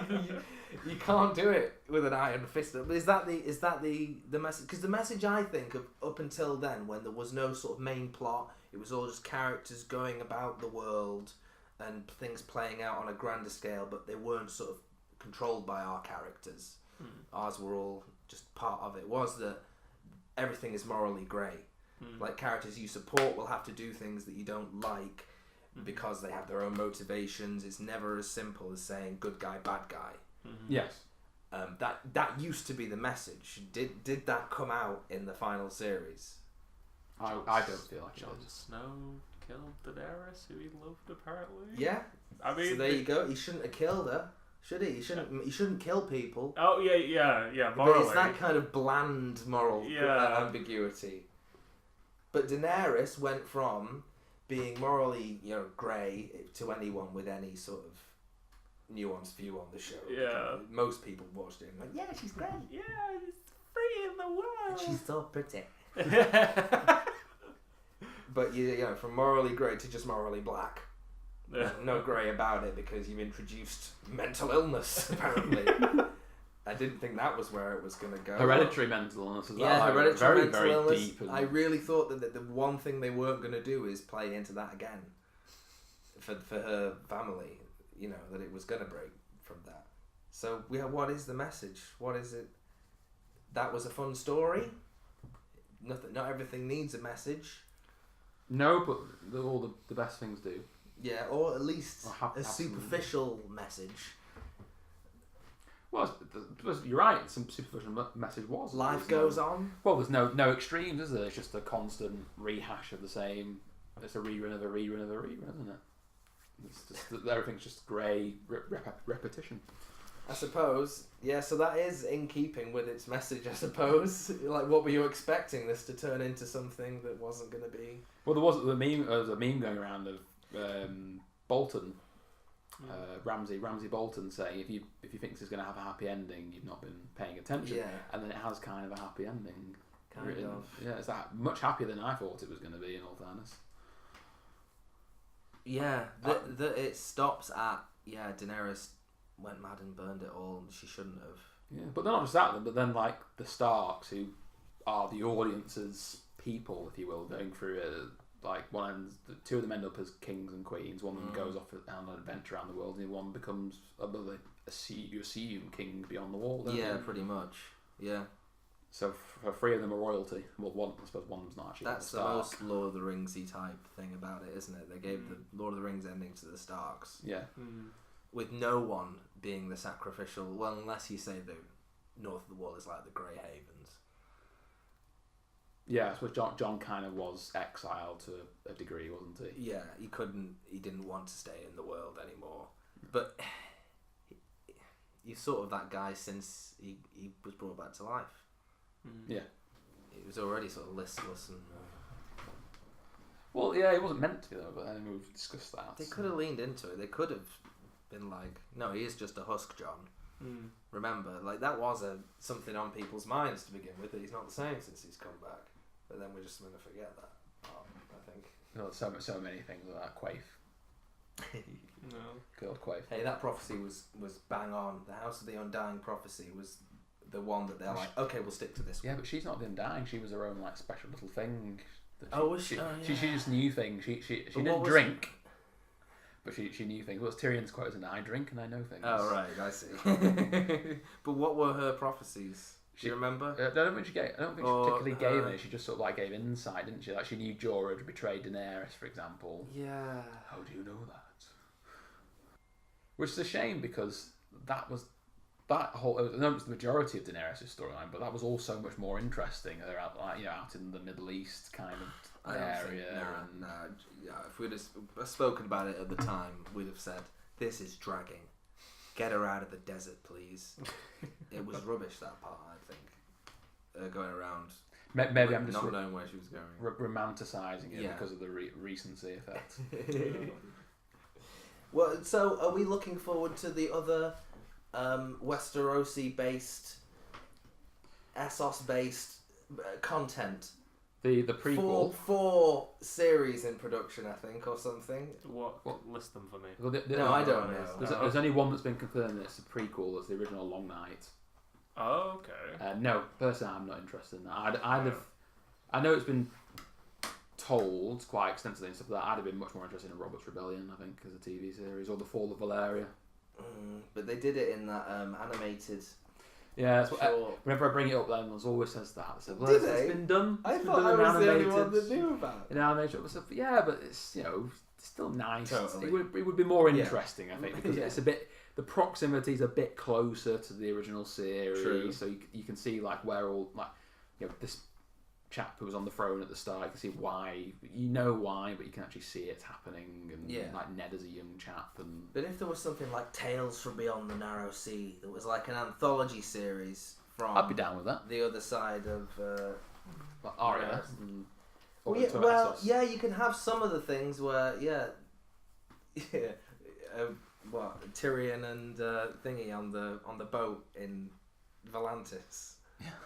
You could have, Yeah. well, The Varys. bottle episode with them on the boat again. Varys was missing for quite a while. You Yeah. can have, like, But a I was side- more meaning sort of Like just a- different characters entirely, just within the world that they've set up. Yeah. Did either of you read the Duncan Egg books? Duncan Tall. No.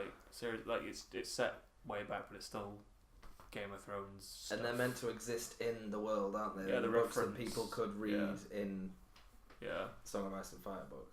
I thought they were alright. I think that could make a small series, maybe. Yeah. It's kind of interesting. It's Well- still set the same Well, that's world. what George R. R. Martin seems to be Oh, yeah. more into, the world he's Does- created. does He's not got wanna sick of the finish. plot Yeah. of that thing. Because he just does not know how to finish it. No. But hasn't he promised it by October next year? or something? 2020, yeah, some thing in New Zealand. Well, no, he said if he hasn't done it by then he's going to a convention in New Zealand, and he said, They're gonna, I'll put he me said, on this you island. can lock me up, yeah. And I'll finish it. That's exactly. I can only imagine from his perspective all the weight on his shoulders, how he's constantly second guessing himself as to how he needs to finish the plot. It felt like I honestly wish he could just sit down and pretend nobody knew what Game of Thrones was, and he Yes. could just write the story when it's right. Yes, because I don't think it's that common, is it, for a big fiction novel series, fantasy in particular, not to finish. Well, before it's Yeah. converted. Is that and common? Transcribed. No, I've never known it before. Harry Potter was the only one I knew. I think that hadn't finished before they started filming. No, I don't mean before they started filming. I mean just that everyone sort of accepts they were dead into it. They'd love it to carry on, but they're backed into a corner. That story that we were all really invested in, we're probably only so invested in because it was too ambitious. It couldn't be finished. I've seen a few TV series, but they weren't great. By any stretch. Under the Dome. The cancelled onto the dome. They were cancelled before they like left answers. There was one about a US submarine that was told to fire nuclear weapons on India, so they take over a Pacific island, and that was cancelled before it really got any true conclusion. And then they filmed like a rushed finale to it, but that was quite an interesting premise. But do you agree with me that maybe it was people love it so much because he set himself too hard of a task to finish, and the people are like, God, how's this gonna finish? God, it's so good. It's saying so much, packing so much in here. It's gonna be so satisfying when it ends. I possibly think he might leave it to Brandon Sanderson. Yeah. A friend on Twins and I were discussing it, and we said because Brandon Sanderson's an absolute machine. He pumps out like 4 books a year, and he finished. There's a big series called The Wheel of Time, and they're monstrous books, like 2,000 pages, but there's 15 of them. And Robert Jordan, the man who wrote and conceptualized the world, he died before he got a chance to finish them. And Brandon Sanderson was then asked to come in and finish it, and he finished it. And apparently, he was very faithful to the style of writing, so he took Robert Jordan's notes and followed the storyline, and that got big. So I can kind of see George R. R. Martin being, because The Wheel of Time is a big fantasy series in the context of fiction. Ambitious. It's not wide in scope. very ambitious, very wide in scope, and huge length as well. And finally, it's getting adapted into a TV series now. It's finished as well. so for that not to finish, it'd be very well known that Brandon Sanderson came in and finished it within sort of like, George R. R. Martin would be very well aware that happened. And I'm not saying maybe he's intentionally doing it, but it's, I'd be acutely aware of it if I had that amount of pressure on my shoulders. I think, well, I could make sure I've got some really good notes and be like, Brandon. Yeah. I'll just keep eating to excess. There's always the Brandon safety net. I don't have to treat myself well. Because I think he would. I mean, his own fantasies are fantastic. I fucking love Brandon Sanderson. He's not perfect, but I've never read a bad book from him. Right, wow. Like, I could see him. A few behind you. Yeah. I could absolutely see him just coming in and like bashing out Winter he Winter and whatever the other one's supposed to be in like 5 years. Like George, they're like sort of like shakily handing it. This is the first 1,000 pages. And Brandon's going, no, George, please, just give me a month. Yeah. Like comes back and what's that? So that's 10,000 pages. Oh, but why is that character doing this? Well, they have to do this to get to this point. It's like, no, shut up. Yeah. I'm Brandon Sanderson, goddammit. We're getting rid of all your blocks, George. They only exist within your head. No, I think we should rely on machine learning to fill out the rest of it. It would be entirely a description of the biggest banquet ever. Yeah. From George R. R. Martin's writing, it would just be a never-ending banquet description. The wonderful glazed hams. Forever. The spiced meats. Yes. As far as the eye could see. The ornate chandeliers and the baroque candlesticks. He'd, I'm sure an AI would write it so everyone died. It'd pick someone crazy, wouldn't it, to sit on the Iron Throne? So someone completely like it'd be Lollies. Lollies, the one that Bronn was originally meant to marry. Oh yes. The one that's getting pregnant with a bastard in the riots at King's Landing. She'll be the one that's perfect. She's perfect for what the AI would put on the Iron Throne. They've left to its own devices. I have a question. Is Robin Arryn to be trusted making any even part of any sort of decision? No, now? I wouldn't. No, is he fine now? He looked alright. Yeah, he looked. Well, he looked like sort of just going, he didn't do anything, just fucked up like he usually does. Is he alright now? Is it just a childhood phase? Him being weird and creepy and wet-lipped? Maybe very much in reality, Daenerys's actions and maybe increased like mental health awareness in the Six Kingdoms, and so they were able to better respond and support Robin Arryn and his attendance of meetings. People, I was asked as well, was it Howland Reed that was sat next to, is it Davos or something, or Sam? Oh, the guy that's like an old that nodded second. Yeah. Or earlier. Yeah. Maybe it was from the Isle of the Green. What is it? Where's he from? Is it not just like some floating island in a forest? Yeah, what's it? The Green Seers come from there, don't they? Or yeah. But I always under the impression that they were just like Bannerman, like they're not important nobles. Like they've got. Well, they are now. Oh, I suppose There's no great houses left, is there? They're all dead. They all killed each other. Or the Night King took a few of them. So I hope it is, because it's it's just a kind of reminder. Oh God, the Reeds did do something. They saved Ned and then they saved Bran. You only need to put a Jimmy between his names, and he's like an epic blues musician. Howlin' Jimmy Reed. Maybe that's one of the sequel series. Howlin' Jimmy Reed. In New Orleans, playing his near band of travelling minstrels. Now, I still think it was great. We all know we're going to watch it again at some point. We're going to go, I've been rewatching let's my watch grandmother, Game of Thrones. Yeah, well, I could jump in. My mum and Jim are watching it. For this penultimate episode, they were like, yeah, we started watching Game of Thrones. And I'm like, you haven't been reading the news then, have you? You haven't been checking out what the response is. Yeah, well, she watched it in the morning. It was like Piers Morgan, and we were walking on the way to work, and the morning it was like, well, let's discuss the finale of Game of Thrones. I was like, threw myself into a bedroom and changed the channel quickly. And she said, oh, you okay? Is anything wrong? No, it's fine, it's fine. And we're just going to talk about the finale. Oh, good, thank you for changing the channel.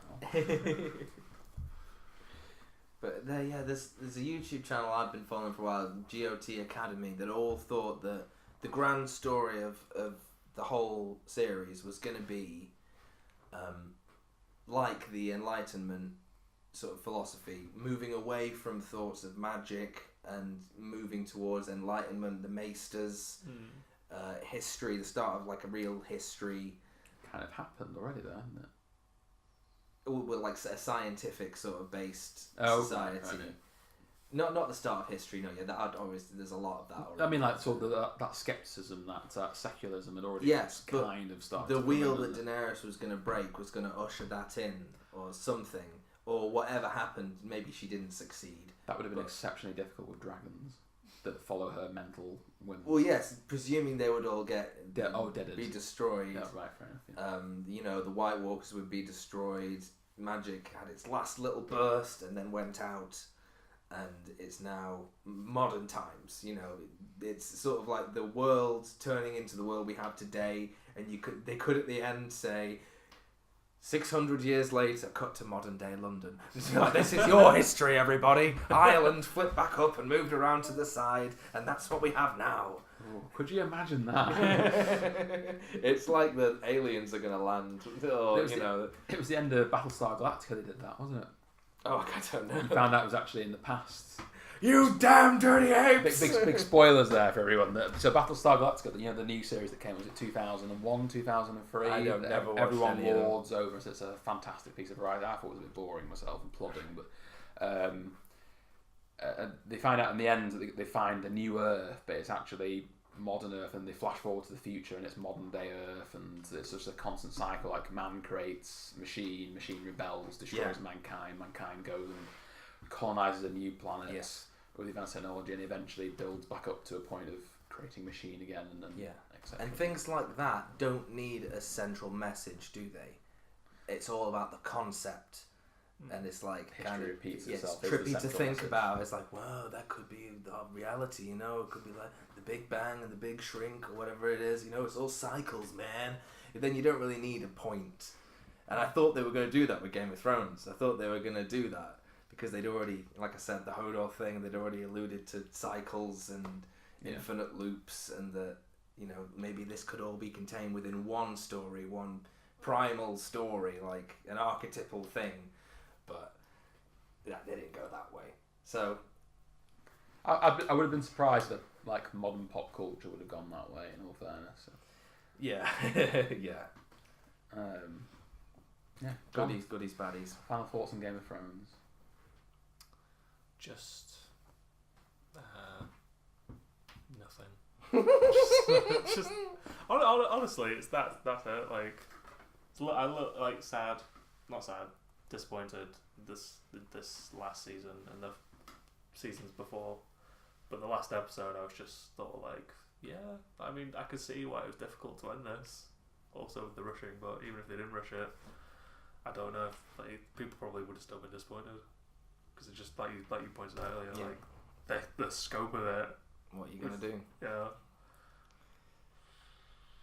Yeah, endings are hard. I suppose. There's no way about it, is there? Given that, you'd think that we'd give charity to them being able to wrap things up in a way that made even the least bit of sense. Yeah. So, I give it to them for that. Definitely, it worked. Yeah. I mean, I agree. Personally, it kind of ended up a bit like Walking Dead for me. It's like how Supernatural's gone as well. Like when Supernatural first ended season 5, Yeah. before that was going to be end, I was sad. It had been a really good series, but it had a solid ending that made sense, and they just kept it going. And they've announced the 15th season's going to be the last one. I'm kind of like, well, I'm ready. I'm ready for it to end now. I'm done. I've seen every possible iteration. I think anything that good could have happened now. I think you've stopped that from occurring. And same things happen with Walking Dead. I'm expecting that to topple over and die sooner rather than later now as well, because its ratings are plummeting. I think some of Game of Thrones, the last 2 seasons, I thought, well, Yeah. the What last could thing, have happened? Yeah, the last thing I was holding out for now kind of was just see what was going to go with the Night King, and that ends up exactly as I expected it to, really. So if they had another 2 series, one series for wrapping up Cersei, and another series to part of that series being Daenerys going bad, and another series being sort of maybe a rebellion against Daenerys, or making more of it, making it a grander thing, giving more than her, an hour for her to have been the baddie before she gets killed. Yeah. Maybe the ennui would have set in. The stuff that they pad in around the outsides of it would have felt forced. Maybe they did have to do this quick ending because they sensed that, we're at the hottest heat we can get to now. So let's get rid. Maybe that was a wise choice. Maybe it would have just burned out to nothing because it's going to have to end at some point. They were just like, get it over with, rip the plaster off. Yeah, I think. Well, I was just about to say. I think there's ripping the plaster off though, and there's the sort of like definitive. No, we're ending it. I don't think this was a definitive. I think this was a case of, like you said, let's get it done. Let's go out on a bang. We're at the top of our ratings and everything like that. We'll just. That's possibly it was hubris. Maybe. But they don't need to do that if they're having an extended universe. There's that as well. Yes, because then you don't. Why are you wrapping up? The money's only just started to come in. But they could have. I think they could have safely, perhaps not gone to the extreme of doing an extra entire season. But if they'd made the season 10 episodes, I think they possibly could have then given it just a little bit more time, and it wouldn't have been extra. I don't think that would have pushed it too far in any stretch to do a 10 episode season just to finish it.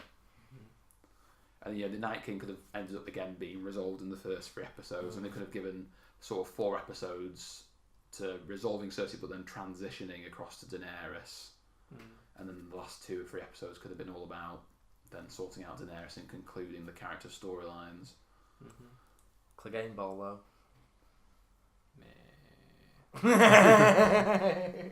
It never really excited me then. I know the Hound was always barking on about his brother doing this, but I It kind never of seemed to be the main point that they had to fight to the death. yeah, that's what I mean. that we all just assumed that at some point. yeah, No one forgets how we all thought that. Well, they're brothers. Come on, Cain and Abel. Let's do it. Cain and Abel going biblical. Yeah. What was it? Was there a dragon flying overhead, the collapsing castle? I genuinely think that for people to be pleased, it needs to be a Bible ripoff.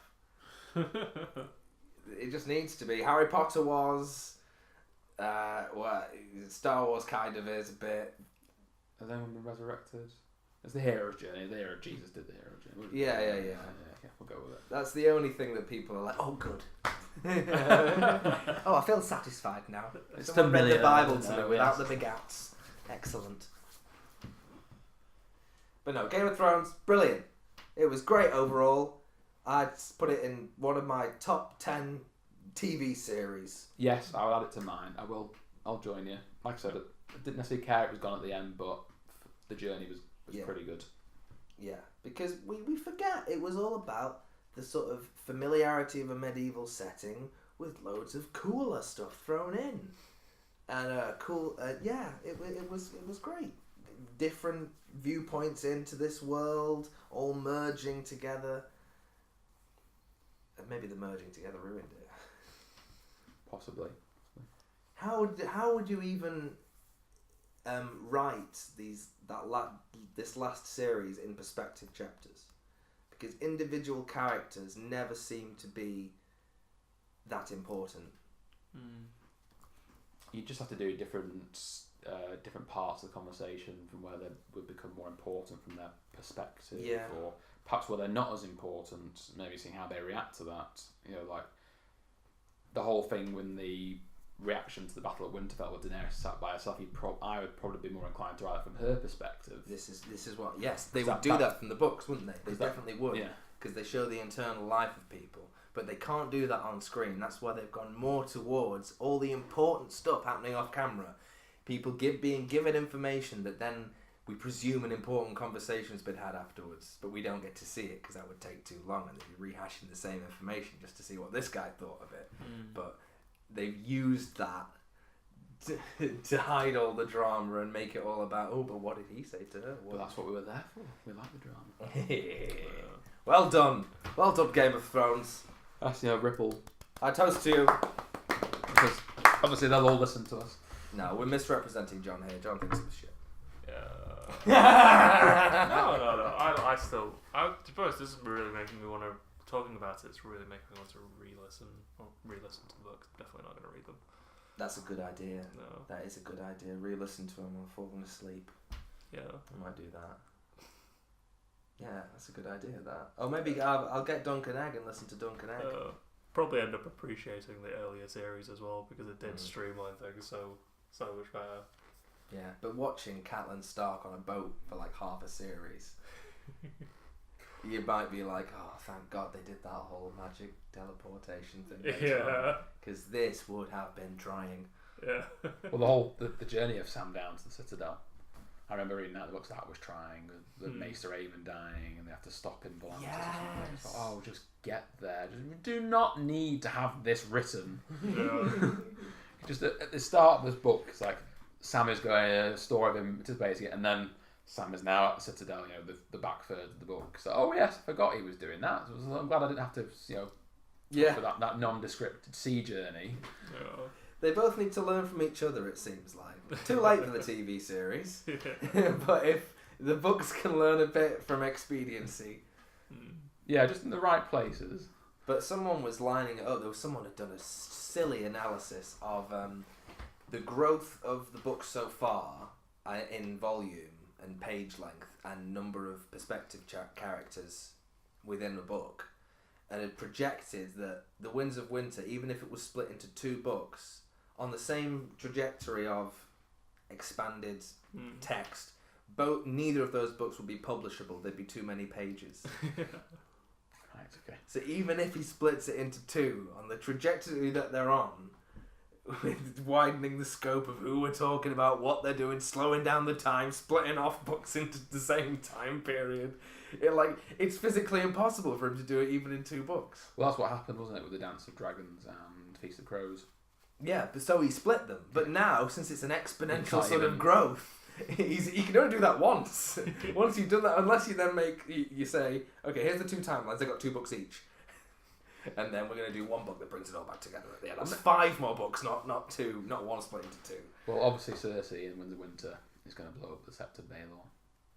I hope that still And happens. clean house. Yeah, that's the good bit, isn't it? That's the good bit from the show that you like. If they don't do that in the books...